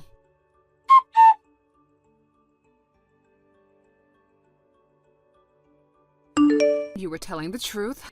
He quit his job at his last company because he could never get along with anyone else there. But he was too embarrassed to admit that he got hired into your company as just a part-timer, so he told me that he got scouted because of his impressive resume. Yeah, that's what happened. And like I just said, your husband's attitude at work was so painfully awful that I don't think he was ever going to make it as a part-timer. I was willing to give him more time to prove himself, but a no-call, no-show is just too much to overlook. I'm going to talk to his HR director right now and get his termination process started. Hey, wait, could you, I've got it. How about I make you the boss instead of me? So come on, please, don't fire my husband. You're gonna make me the boss? Yeah, just think about it. You'll be able to boss around all the other moms now.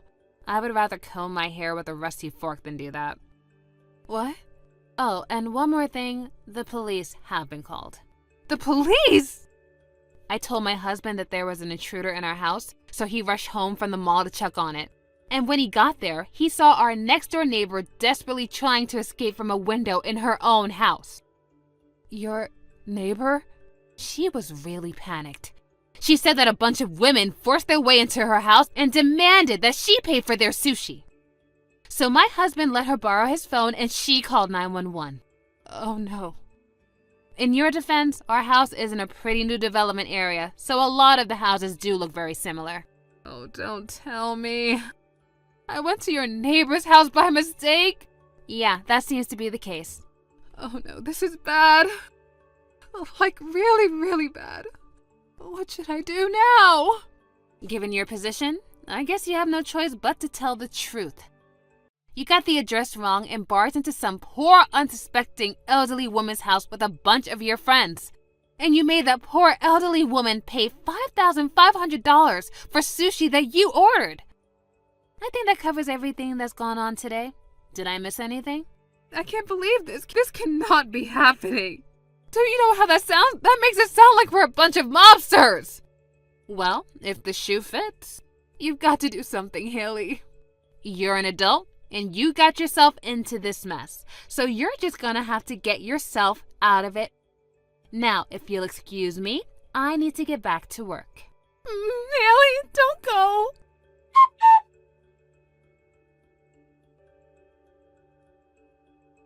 It seems that an unmarked, silent police car had arrived at the front of our neighbor's house while we were texting each other, and the Moms Club was all taken away by the police before they even knew what was happening.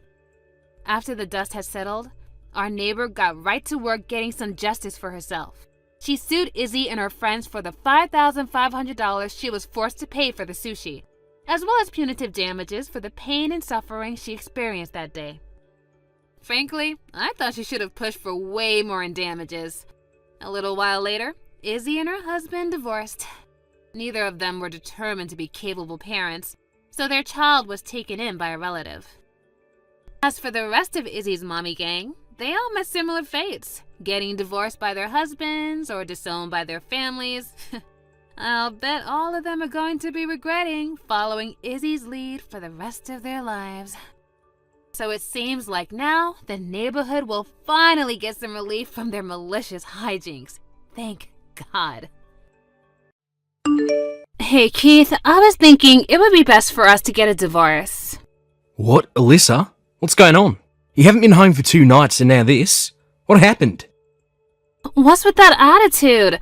You lost your job and can't support me anymore. So I thought I'd do you the favor of staying at my parents' house to save some money for a while. And now you're acting like I'm the bad guy here? Seriously, grow up. That again. Come on, Alyssa. You never gave me a chance to explain to you why I'm unemployed right now. Your company went bankrupt, right? I already know all about it. That's not the problem here. The problem came after that. You were all like, my friend invited me to come work at his company. Like, for real? Well, congratulations. You used your connections to get ahead. Whoop-de-doo. Glad you're working out your privilege.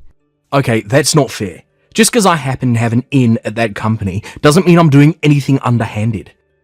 And yeah, it all started when my last company went bankrupt, you're right. But while I was looking for a new job, my friend just so happened to be starting up his own company. He asked me to help him out, and I agreed, that's all. How does that change the fact that you're nothing but a Nepo baby? For crying out loud, Alyssa. This sort of thing happens all the time. I'm not a Nepo baby. Do you even know what that term means? I'll have you know that the reason my friend asked me to help him get his company going was because he knew what a skilled businessman I am. I didn't do anything wrong. That's not nepotism. That's meritocracy. I'm tired of this conversation. I'm going to bed. Good night. Alyssa, wait. Talk to me.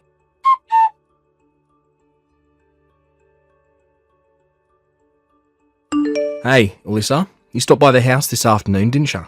I've been wanting to move my stuff out the house, so I thought I'd stop by on the day that I knew you had work. You moved your stuff out? Why? You still don't get it. Do I really need to spell it out for you? No, I've got no idea what this means. That thing you left on the living room table, I have absolutely no idea what it is or what it's for. Oh my god, you're so pathetic. Can't you tell by looking at it? I don't know, maybe this is the first time you've ever seen one of these in person. But it's not like you can read plain English. What is written on the top page? What am I supposed to be reading? Were you always this dumb? It says, in black and white, clear as crystal, divorce agreement. Oh. Look, I know you were always more of a numbers guy than a books guy, but you can read, right? You're not completely illiterate, are you? Anyone with a 5th grade education should be able to read that. So this is a divorce agreement? Yes, that's what I've been telling you. I already signed everywhere I needed to, so hurry up and sign it, then submit it to the courthouse, got it? I don't want to have to wait one more day to marry my new boyfriend. Send me the text once you finished everything and submitted it, and do it as soon as possible.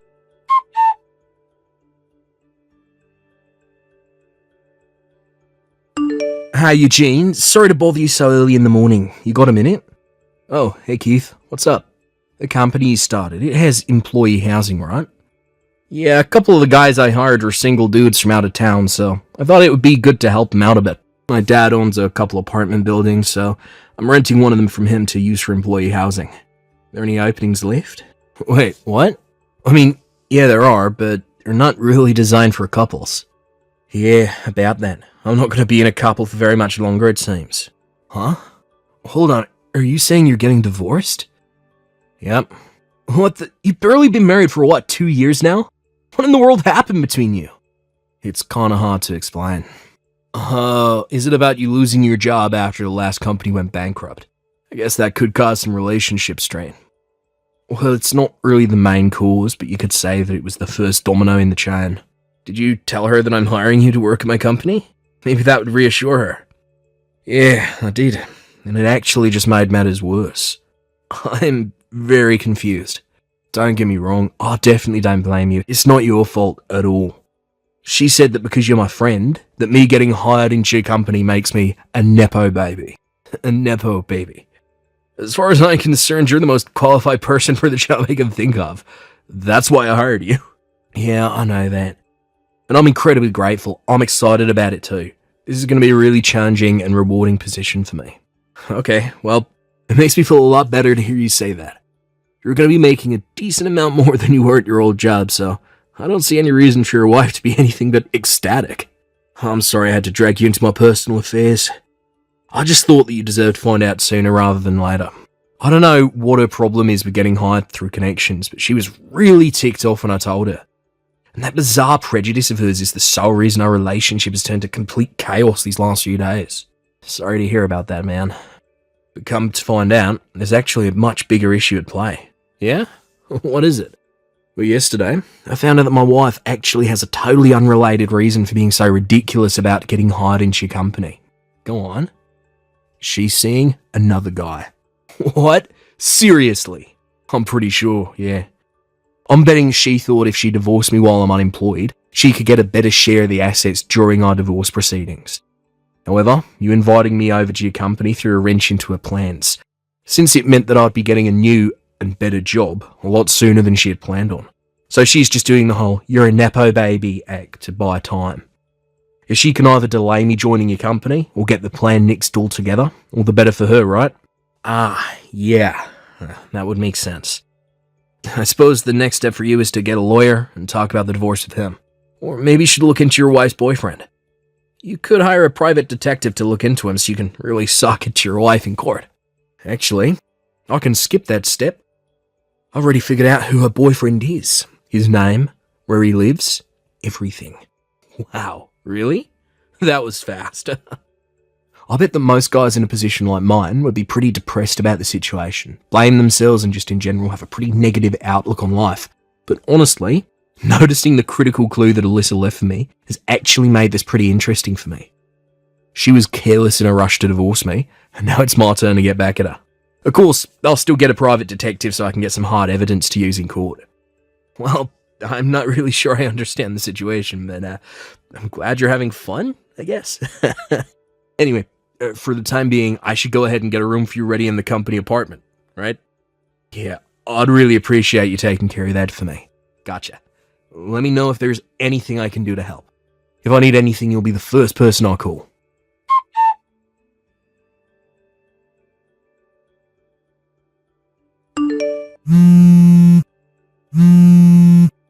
Keith, what is going on? What is this? I got this massive stack of papers from you in the mail today, and it says that you're suing me? Oh, you better explain yourself. And if anything, I should be the one suing you.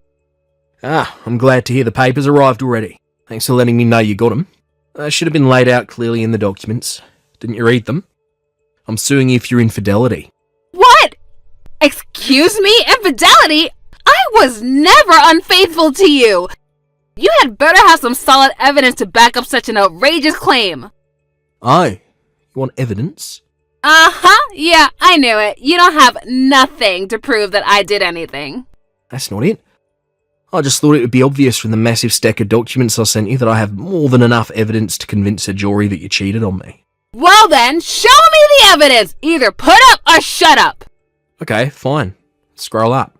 Scroll up? What do you mean? I guess you really didn't realise it, huh? Like I said, scroll up in this chat window to the day you moved all your stuff out the house and read your messages again. Oh, what? You were the one who told me about your boyfriend. Hold on a second.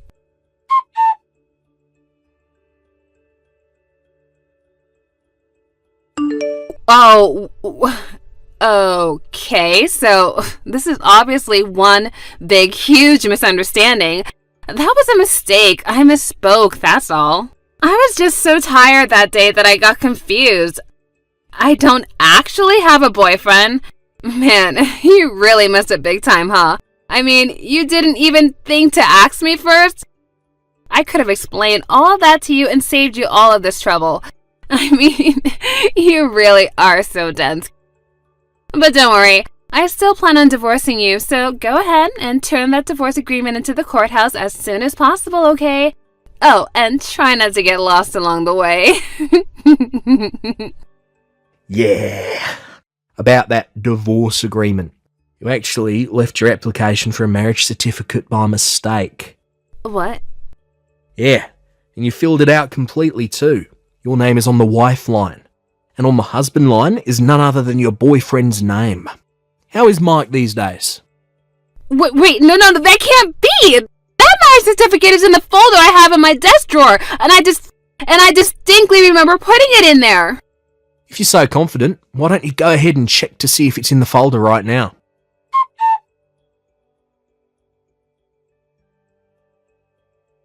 It's not there! That's impossible, though! When Mike gave that to me, I thought that I should be really careful not to lose it, so I put it in that folder right away. And the folder I left at our house was the one with the divorce agreement in it. Yeah, I had a feeling you switched the folders by accident. But seriously, this all happened 2 weeks ago, and you still hadn't noticed? Ah, I see. So you were so afraid about losing it that you missed your chance to notice it was gone before it's too late. Mike's the guy that was hitting on you about a year ago, wasn't he? You still seeing him? No, give me back the marriage certificate application! How about this? I'll trade you the marriage thing for your divorce agreement. But before that, we need to settle the matter of your infidelity in court. Or you could talk to my lawyer, and we can settle. I don't have any money! Oh, you don't need to worry about that. Your parents said they'd cover the bill for you. Isn't that nice of them? They're a great couple of people. What? Of course you're going to have to pay them back for it. They were very explicit about it not just being a gift, so hope you're prepared for that. You told my parents about everything? I was just looking out for my own interests. Couldn't have you running away from paying me what you owe me, could I? I'm gonna have to talk to Mike about this. I wouldn't waste your time trying to contact him. I doubt he'll be very responsive to you. Why? I'm suing him too, and already sent him his package the other day. Oh, wait, how do you even have his address? Isn't it obvious? It was written on your marriage certificate application. Oh yeah, I forgot. Coincidentally, Mike's parents are going to be paying his settlement to me just like yours are for you. They've taken away his phone and sent him to his uncle's company to work off the debt. I asked them what business his uncle was in, and they said, you're better off not knowing.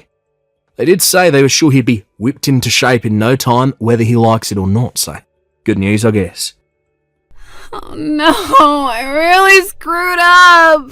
Oh, you can say that again. From now on, all of our communications will take place through my lawyer.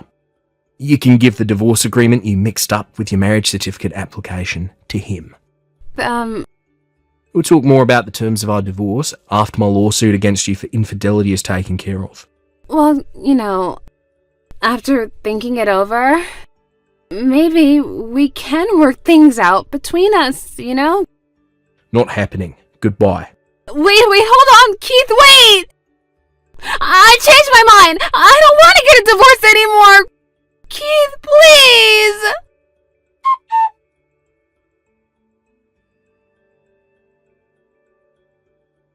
Alyssa had been desperate to leave me and marry Mike for quite some time. It seemed like she thought that divorcing me while I was unemployed would allow her to get away scot-free. But after she blew up her own plan with one of the biggest switch-ups I've ever seen, combined with learning that she would never be able to see her dear Mike ever again, she hit rock bottom. She tried confronting me at the house that we used to live in together, but unfortunately for her, I'd already moved out. I'd already moved into the employee housing for Eugene's company by that time. Knowing she would never get a chance to speak to me again either, she fell even further into a depression. She snapped out of that pretty quickly. Her parents came along to collect on her debt. She's now stuck doing office work at a nearby company during the day and doing janitorial work at the same company during the night. According to her parents, as soon as she pays off every last cent that she owes them, they're kicking her out of the house and cutting her out of their lives. They've already got a lawyer working on writing her out of their will. Hello, Mary. Do you have a moment? Oh, hello. Should I still be calling you by your first name? I don't know if it's right for me to be calling you Mom just yet, I think you're right. It's too soon for you to be calling me Mom. I'm not your mother. Yet, anyways. Oh, sorry to put you on the spot like that. Well, let's start over then, shall we? Hello, Hillary. Thanks for coming to meet me and my parents the other day. It was great to finally meet you. Yes, that's the thing. Don't mention it. So, what can I do for you today? I have a question for you, and I would appreciate an honest answer. You and my husband work at the same company, do you not? And furthermore, you recently started working in the same department together. Is that true? Yes, that's right. Actually, I heard from Andrew a while ago that his dad was working at the same company as me. But I was totally surprised when I walked into the room where you two were waiting, and who should I see but the person who just got transferred into my branch recently? It was a total surprise. Well, I suppose our family name is somewhat of a common one, so it doesn't surprise me one bit that you wouldn't suspect that we were related when you saw that we had the same last names. But that's not the issue I'm here to discuss today. The issue is your reproachful behavior towards my husband. What? I'm sorry, I don't understand. Did I do something that offended him? Offended? Oh, that's nowhere near strong enough a word to describe your attitude towards my husband. When I left to go to the little girl's room, I saw him apologizing profusely to you, and you were lecturing him like he was a school child. I know my eyes were not deceiving me to see that horrible behavior. Oh, I'm sorry that you had to see that. Oh, how dare you behave that way toward the man who will be your future father-in-law? And not to mention, he's been with the company far longer than you have. He must be well above your rank, obviously. And in spite of all that, you were behaving like you were his superior. How shameless of you. I bit my tongue at the time out of concern for my son's feelings for you, but I cannot contain my anger any longer. If you're willing to apologize to me right now for your awful behavior, I'm willing to overlook it. But if you don't, then I withdraw my permission for you to marry my son and my blessings on a happy wedding.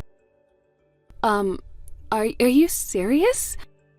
I am very serious, and I will not accept any excuses from you, Mary. Either apologize to me, or you can forget being a part of this family. Okay, just so you know, we were actually talking about something to do with work that day, and in your husband's position, really the only appropriate thing to do would be to apologize. Excuse me? Really, it was kind of a surprise for me too when he suddenly started acting like that. I told him it was okay and that he didn't need to apologize so much, but, he just kept going.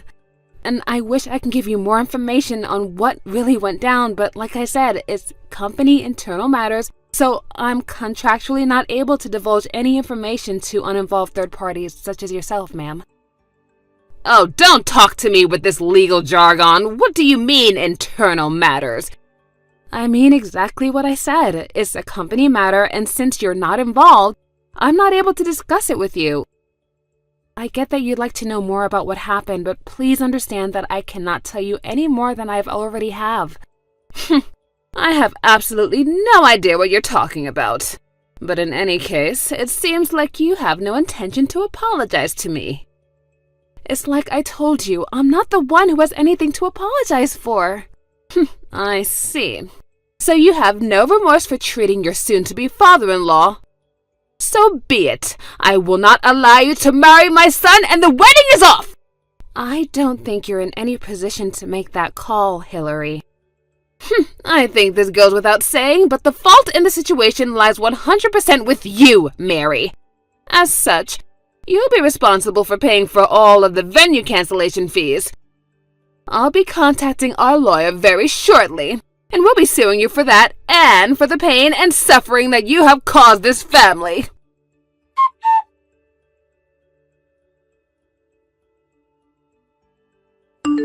Andrew. Hey, Mary, what's up? This is bad. Really bad. Uh-oh, what happened? Your mom saw your dad apologizing to me at your house the other day. Oh boy.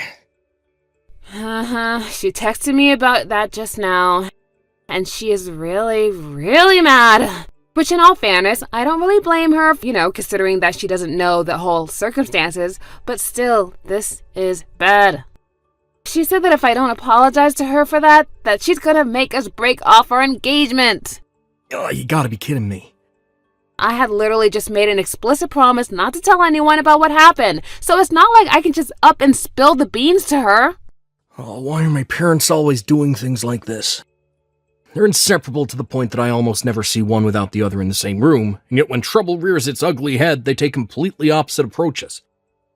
It seems like you're pretty used to this kind of thing from them, huh? Sorry about that, I just felt the urge to vent. Anyway, for now, I'd like to see the texts Mom sent you, if you wouldn't mind. Is it okay if I head over to her place right now? Yeah, come on over, it's fine. Okay, I'll be there in just about an hour or so. Alright, I'll be waiting for you.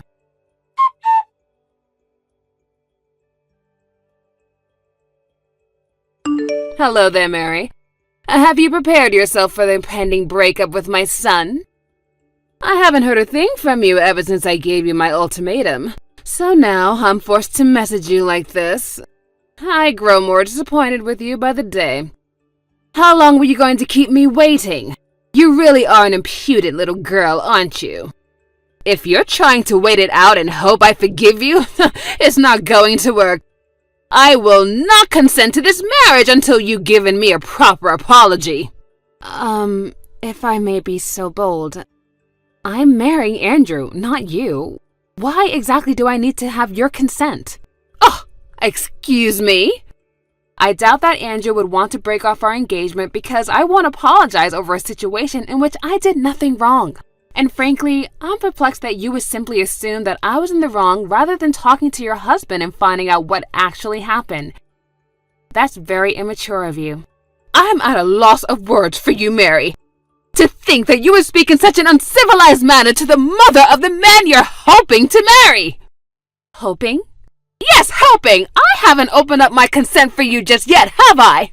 Oh, I must have missed where we established that I even needed your consent. You little... Stop interrupting me!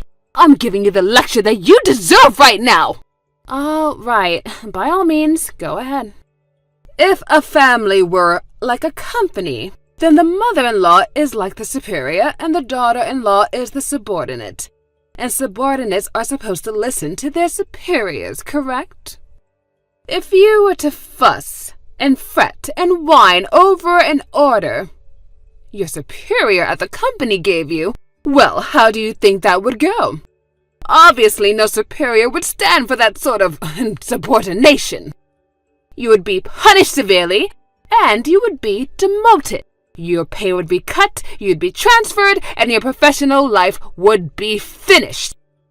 Surely even someone of your intellectual capacity could understand what I just explained. Yes, I understand perfectly. So I take this to mean that if someone at a real company actually was repeatedly insubordinate to their superior, then you'd have no issues with that subordinate receiving those type of punishments you laid out, correct? Exactly. Subordinates should know their place. A subordinate who does not and openly disrespects his superior should not go unpunished. Hillary, you are so smart, and I agree with you. All right, that settles it.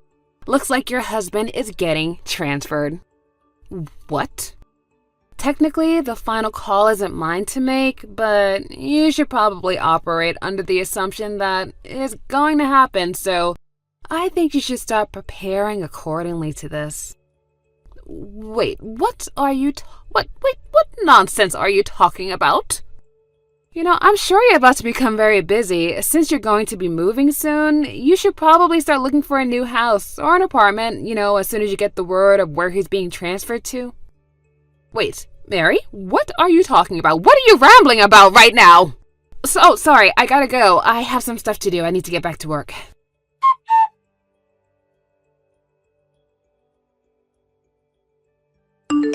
Hello there, Mary. It's been so long since we've seen each other. Would you like to come over and have some afternoon tea with me someday soon? Maybe tomorrow. What are you doing? A friend of mine gave me a box of the most wonderful tea the other day, and I knew I had to share it with you. Oh, and I'm also going to pick up some cake from that new pastry shop downtown. Are you free this weekend? I'd love to have you over to our house if you don't mind. I guess this is your last-ditch effort to stop the inevitable, huh? Well, don't you think you're laying it on a wee bit too thick right now, Hillary? Mary, I guess you finally heard the truth then. You know, about my husband and your husband's position in the company. I heard everything, and come to find out, my husband is a complete useless employee who keeps getting sent around to different departments once he makes too much of a mess for them to deal with. And 3 months ago, he got sent to a new department to work under a young and upcoming leader in the company who happens to be you, Mary. He was frustrated and embarrassed that someone as young as you was placed above someone else who has been in the company as long as him. So he got desperate to prove himself and started working at a faster pace than ever before, which ended up causing a world of problems for your clients and other departments. And since you're his direct superior, you're the one who always had to clean up for his messes.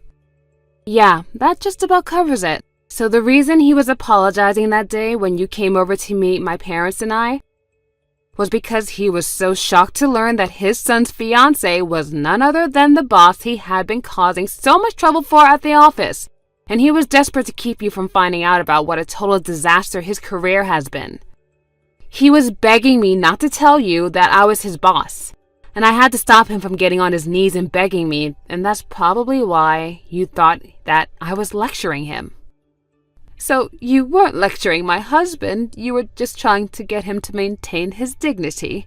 Oh, and by the way, I guess he was counting on Andrew taking his side and helping to convince me to help him out. He was all like, "You're a man too, son, aren't you? You must know what sort of position I'm in." But Andrew wasn't going for it at all. He just let out a huge sigh and walked out of the room. I see. So that's what happened. I've always been the type to have a pretty solid separation between my work life and my private life. And since our relationship at work would probably only serve to cause problems between us as a family, I didn't have any intentions of bossing him around outside of work. At first, anyway. Then I found out what your husband had been doing at the office ever since he found out I was marrying Andrew. He's been name-dropping me at the company and trying to get other people to give him credit for their work. Like threatening to get them fired if they didn't do as he demanded. He did.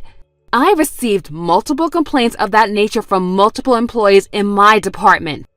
So I made a report of my own to my superior. And as a result, it's been decided that your husband is getting transferred to a branch in, well, the middle of nowhere. Oh no. Oh yes. And you know, you should be grateful, honestly. Most people who screwed up as bad as your husband actually would just get fired for everything they've done. And I bet the only reason he didn't was because the CEO took pity on him. He didn't want to just kick a man your husband's age on the curb with no future employment prospects. Mary, isn't there anything you can do about this? Sorry, Hillary, but the decision is already out of my hands. What's done is done. So no, I'm afraid sucking up to me now isn't going to get you anywhere. You'll either have to move out into Nowheresville with your husband, or make him go by himself while you stay here alone in your house. This can't be happening! I suppose there is a third option. You could always divorce him, but that's about all you have in terms of options when you really think about it. I can't do that! I haven't worked in years, and I can't get divorced at my age! Okay, well, then you're just going to have to talk to your husband about this. What you do from here on out is an issue between the two of you that has nothing to do with me. Wait, I've got it! I know how we can make this all work out. Oh, really? Okay, let's hear it. I'll give you my permission to marry Andrew, and you can move in with us.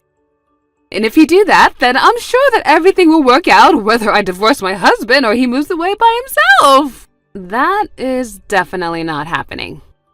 Why not?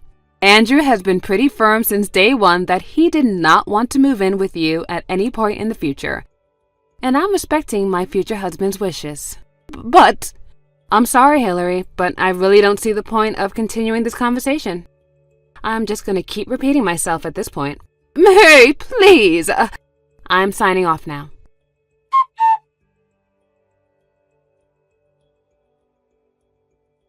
After that, I understood Andrew's parents got into a massive fight. Hillary needed someone to finance her lifestyle, and her husband needed someone to take care of all of the housework. And since neither of them were likely to find a replacement for the other at their age, they decided not to get divorced. So the not-so-happy couple set off for their new life in Nowheresville. However, it didn't take long for her husband to screw up big time, no surprise to anybody, again, in his new post. And this time, they actually were fed up and let him go. And this was apparently too much of a strain for the relationship to handle, so they are getting a divorce this time. They've both been messaging and calling Andrew complaining about the whole situation, but he only ever gives them the same simple response every time. You're getting what you deserve. Andrew is finally fed up with them and wants to cut them out of our lives. So we're making preparations to move in secret so they won't know where to find us. I'm glad to see that he's finally free from having to deal with their nonsense after all these years. And we decided that we didn't want our marriage to resemble his parents in any way, shape, or form. So when we got married the other day, he took my last name instead. Thank you for watching. Please subscribe and hit the like button. See you next time.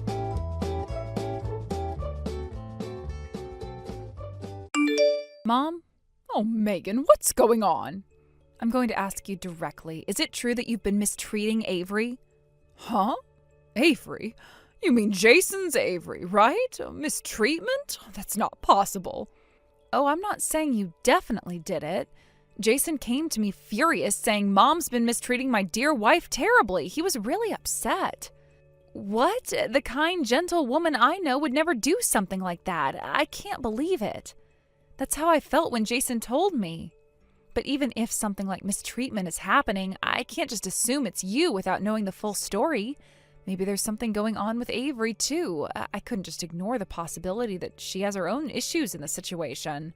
So instead of staying confused and upset, I decided to just ask you directly what happened. I see. Well, thank you for not just blindly believing Jason's one-sided story. So, did something happen? It's only been 2 months since you started living together, right? Mom, what happened? I can't forgive Avery. You can't forgive her? For you to say something like that, it must be something serious. She's been throwing away everything that reminds me of your grandparents and your father. What? She threw away those keepsakes? Yes, things that belong to your grandparents and your father. What? Not just one thing, but several items?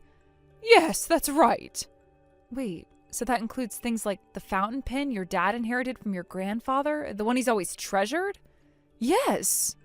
Even though I don't really use the fountain pen anymore, it's a memento I wanted to keep.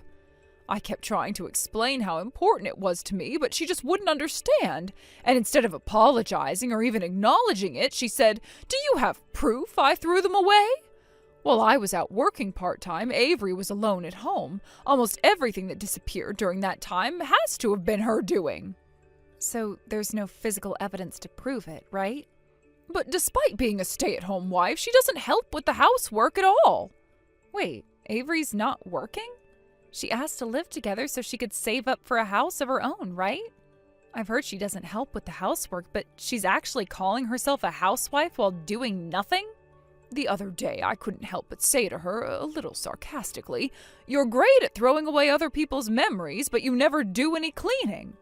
I think that's what Jason's been hearing about, which is why he's so upset. Wow, seriously? I should hear Avery's side of that story too, but I agree that I should have had solid proof before confronting her. At this point, it's just too much. Oh, and after dinner tonight, I realized I needed to tell you, but the books you left at my house for safekeeping have all been thrown away as well. What? I was planning to pick them up when I moved next month. I guess she thought they were mine because I'd put them in my closet. I never thought she'd go through my closet, so I'm sorry about that. Well, let's hear Avery's side of things before jumping to conclusions.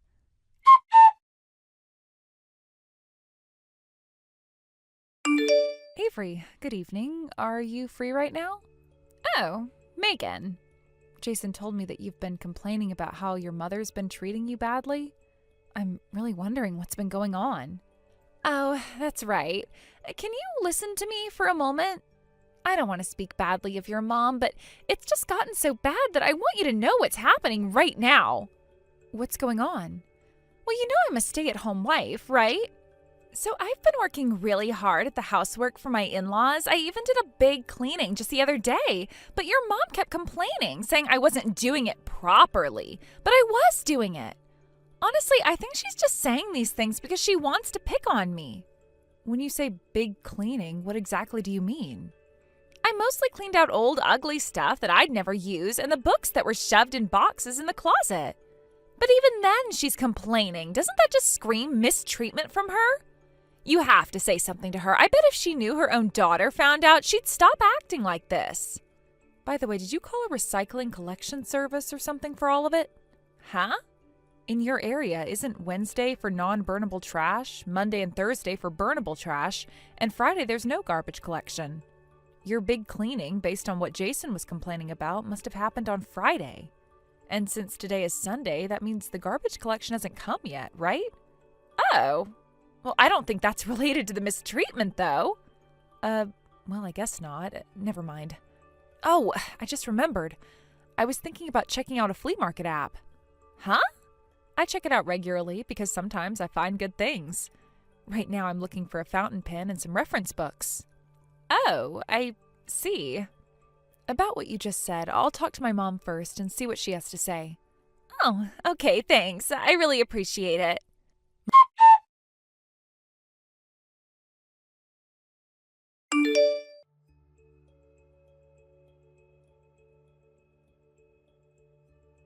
I found several other items being sold from the same account, too. It was being sold? Yeah. I thought I should report it to the app administration, so I was just about to do that, but just before I could, the listing got canceled. Right before? When I went to the account's main page, it looked like they were in the middle of canceling all the listings. The number kept going down, and in the end, there were no items listed anymore. Oh, no. Well, at least we don't have to worry about someone else buying it now. Oh, and I took a screenshot, so I have proof. That's a relief, but... So it was Avery, huh? Probably. The account name was a name similar to her real name, and the background of the listing photos seemed to be the wallpaper from her house. And then, right when I mentioned that I checked the flea market app regularly and was about to look, the listings got canceled. I see. So now we just need physical evidence. Yes, we need to find where the stolen items are now and dig a bit deeper to understand why Avery went as far as to steal and try to sell them. So what should I do next? Mom, do you have your part-time job tomorrow morning as usual? If you don't stop anywhere, you can be back in 30 minutes, right? Yeah, I work from 8 a.m. to 12 p.m., so I'll leave the house at 7:30 a.m. and get back at around 12:30 p.m. It'll be the usual schedule. Can you take the day off suddenly? It's not a busy period, so I think it'll be fine if I call in the morning and let them know. If my guess is right... Do you have a plan? Well, yeah. Since both you and Jason will be home tonight, it'll be hard to do anything. So after both of you leave for work tomorrow, that'll be when it's our chance. So tomorrow morning, when Avery will be home alone? Exactly. So I need you to act like you're going to your part-time job as usual and leave the house. After that, we'll meet up. I'll pick you up at the first corner after you leave. Oh, and I'll rent a car so nobody gets suspicious. You've really thought this through. Speed is crucial for these things. All right, that's the plan. Got it.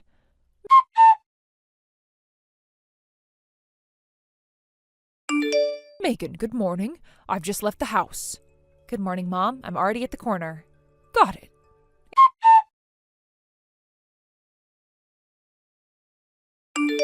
Avery, good morning. Megan? Good morning. Is there something you need? Something I need? Oh, that's actually my line, you know. Huh? I thought if anything was going to happen, it would be when my mom and Jason left for work and you'd be alone at home.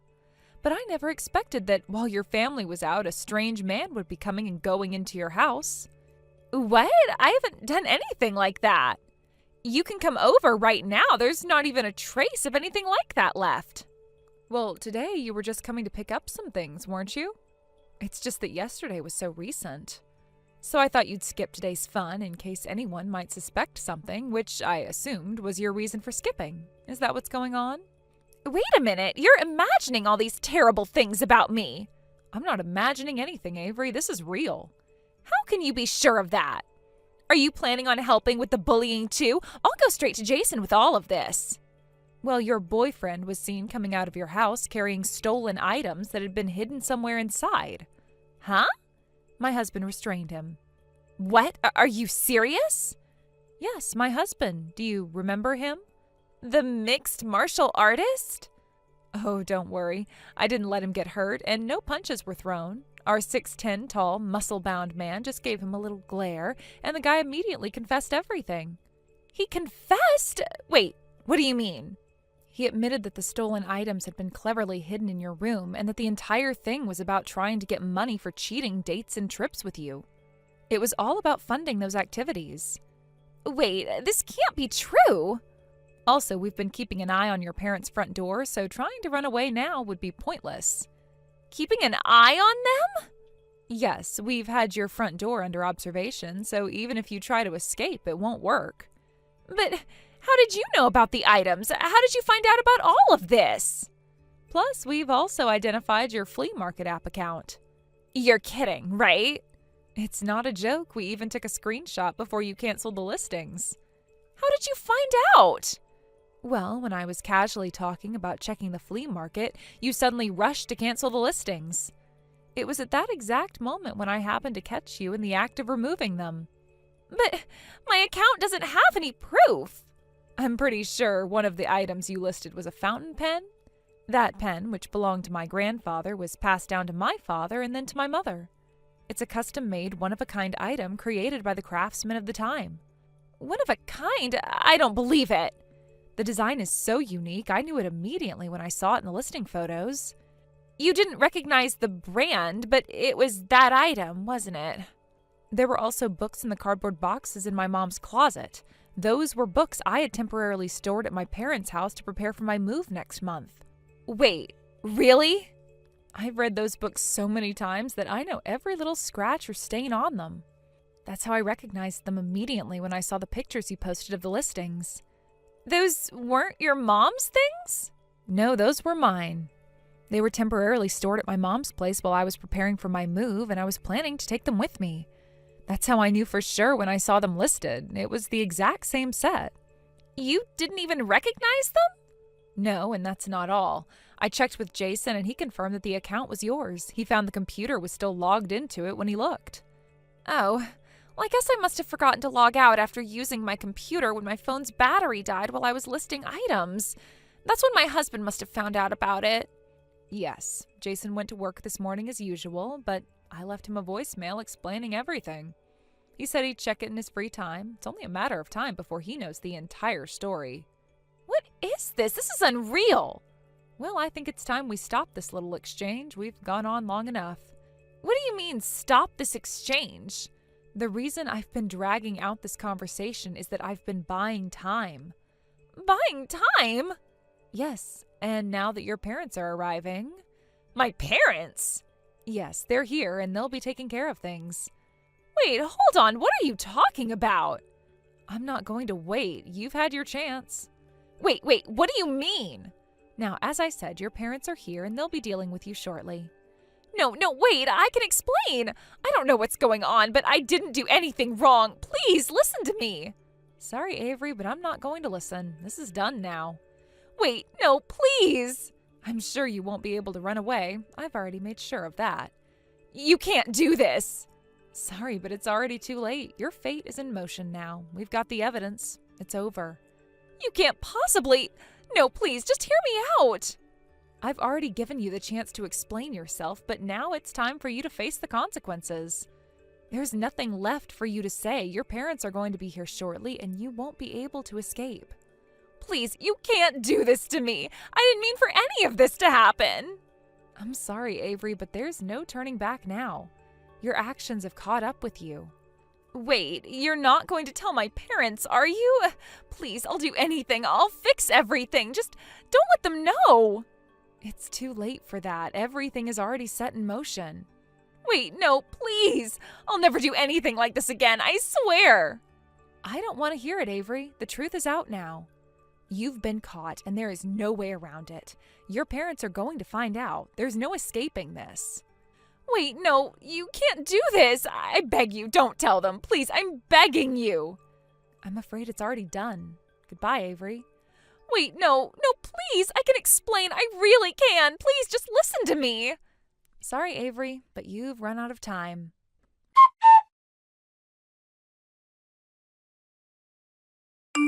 My older brother, who had always referred to my sister-in-law as my cute wife in the most affectionate and possessive way possible, had a complete shift in demeanor once he discovered the affair. It wasn't just that he was hurt, but rather that the entire foundation of his trust in her came crashing down. His mood seemed to plummet immediately. You could almost hear the change in his energy. A sound like a sudden exhale or deflation of some inflated balloon. It was as if his emotions had hit rock bottom in an instant. Before this discovery, he was full of life, always glowing when he spoke about his wife, doting on her as if she was the center of his universe. His love for her seemed to be unshakable, and he was so proud of the life they had built together. But the moment the truth about her infidelity came out, everything changed. He didn't scream or yell, but his response was chilling in its calmness. There was a moment of stunned silence, and then, like a flipping switch, he switched into a state of cold, mechanical resolution. The affair was a devastating blow, and instead of wallowing in it, he took decisive action. My brother wasn't one to back down from a challenge, and this situation was no exception. With all the formality and precision one might expect in a business deal, he began the legal proceedings for divorce, filing the papers with a dispassionate determination. His focus was on the future, on what needed to be done, and the emotional fallout was something that had to be dealt with later. He didn't show any signs of seeking revenge or displaying bitterness, but there was an underlying hardness in his approach that told me how deeply wounded he truly was. The divorce and the claim for emotional distress were moving forward without delay. He was going through the motions as though this was just another task that needed to be completed, methodical, efficient, but utterly devoid of the warmth and affection that had once defined their marriage. What was once love was now reduced to legal steps and financial transactions, and that stark reality was evident in every document he signed. The shock of the affair was compounded by an even more troubling revelation: family theft. We learned that my ex-sister-in-law had sold off items from our family's inheritance. These weren't just random objects, they were heirlooms passed down through generations, priceless artifacts that carried memories of our ancestors and symbolized the rich history of our family. To think that these items had just been sold without a second thought, without even a whisper of consultation, was more than just a betrayal of my brother. It was a betrayal of the entire family's legacy. Unfortunately, the law wasn't on our side in this case. When it came to theft within a family, it turned out that there were no criminal penalties that could be applied. The legal system wasn't set up to punish family members for actions like this. It was an incredibly frustrating realization, as we felt this should have been a clear-cut case of criminal activity. But the law saw it differently. Instead, we were left with the option of filing a civil suit for damages, claiming compensation for the lost items that had already been sold. While it was a relief that we could at least take some legal action, it felt inadequate given the gravity of the situation. So my brother proceeded with the civil suit, focusing on the financial losses that had been incurred. But just as we thought we were getting some semblance of closure, something far more disturbing came to light. It wasn't just the affair and the theft. There were other crimes, other wrongdoings that my ex-sister-in-law had been hiding. This wasn't just a simple betrayal. It was a web of deceit that had been carefully constructed and kept hidden from everyone, including my brother. As the investigation continued, more secrets surfaced. The affair was just the beginning. There were debts that she had been hiding, even more significant financial issues that had remained in the shadows. It became clear that she had been playing a dangerous game all along, manipulating everyone around her for her own gain. She had lied, stolen, and betrayed, and it was only when everything began to unravel that the full scope of her actions became apparent. This wasn't just about marriage falling apart. It was about a person who had been deceiving everyone for years, and who now had to face the consequences of her actions. The more we discovered, the more it became clear that this wasn't just a personal failure. It was a criminal failure. In the end, it was revealed that my ex-sister-in-law and her lover had to bear the full weight of their actions. They were both responsible for the debts, the emotional damages, and the financial ruin they had caused. There was no escaping the fallout. They couldn't hide behind lies any longer. Everything they had done was exposed, and they were left to deal with the consequences. As for the compensation claims, it turned out that my ex-sister-in-law's parents had taken on the financial burden. Their daughter had caused the mess, but they were the ones who ended up paying for it. It wasn't clear whether they did it out of guilt, obligation, or some sense of family duty, but they stepped in and covered the costs of the legal proceedings, the alimony, and the compensation for the stolen heirlooms. It was a sad reality, but one that many families find themselves in when their children make poor decisions. My brother didn't ask for his help. He didn't want to be a burden on anyone else. But there was no other option, and so the financial responsibility shifted to the parents of both my ex-sister-in-law and her lover. Meanwhile, my ex-sister-in-law, who had caused so much chaos and heartbreak, was facing a different kind of punishment. The court had ruled that she would be required to work off her debt under strict supervision. She would be made to repay the financial damages she had caused through hard labor. It was a grueling sentence, but it was the only option available to her. She would have to live under constant surveillance, working day in and day out to pay off the debts that had piled up due to her actions. But even with this arrangement, it was clear that her life would never be the same. No amount of hard work could erase the damage she had done. She had ruined her marriage, betrayed her family, and lost the trust of everyone who had ever cared about her. It was unlikely that she would ever be able to rebuild any of those relationships, and even if she worked off her debts, the stain of her actions would forever remain. Her future was now uncertain, and she was left to face the reality of her actions that had sealed her fate. Her lover, too, would have to deal with the consequences. There was no escape for either of them. They had made their choices, and now they would have to live with them. While they might have once imagined a future together, it was clear that they would both struggle to rebuild their lives. The damage was too deep and the wounds too fresh for either of them to heal anytime soon. As for my brother, the emotional toll of the entire situation was something that he would carry with him for the rest of his life. He had once been a man full of love and optimism, but now he was scarred by the betrayal of the person he had trusted most. While the legal proceedings had settled the financial aspects of the case, the emotional scars were something that could never be erased. It was a painful journey, but one that he would have to walk alone. Looking ahead, it was clear that no one involved in this mess would ever truly move on. The betrayal, the theft, and the lies had left a permanent mark on all of us. While some may have hoped for a return to normalcy, the reality was that things could never go back to the way they were. Trust had been shattered, relationships had been broken, and lives had been irreparably changed. Thank you for watching. Please subscribe and hit the like button. See you next time.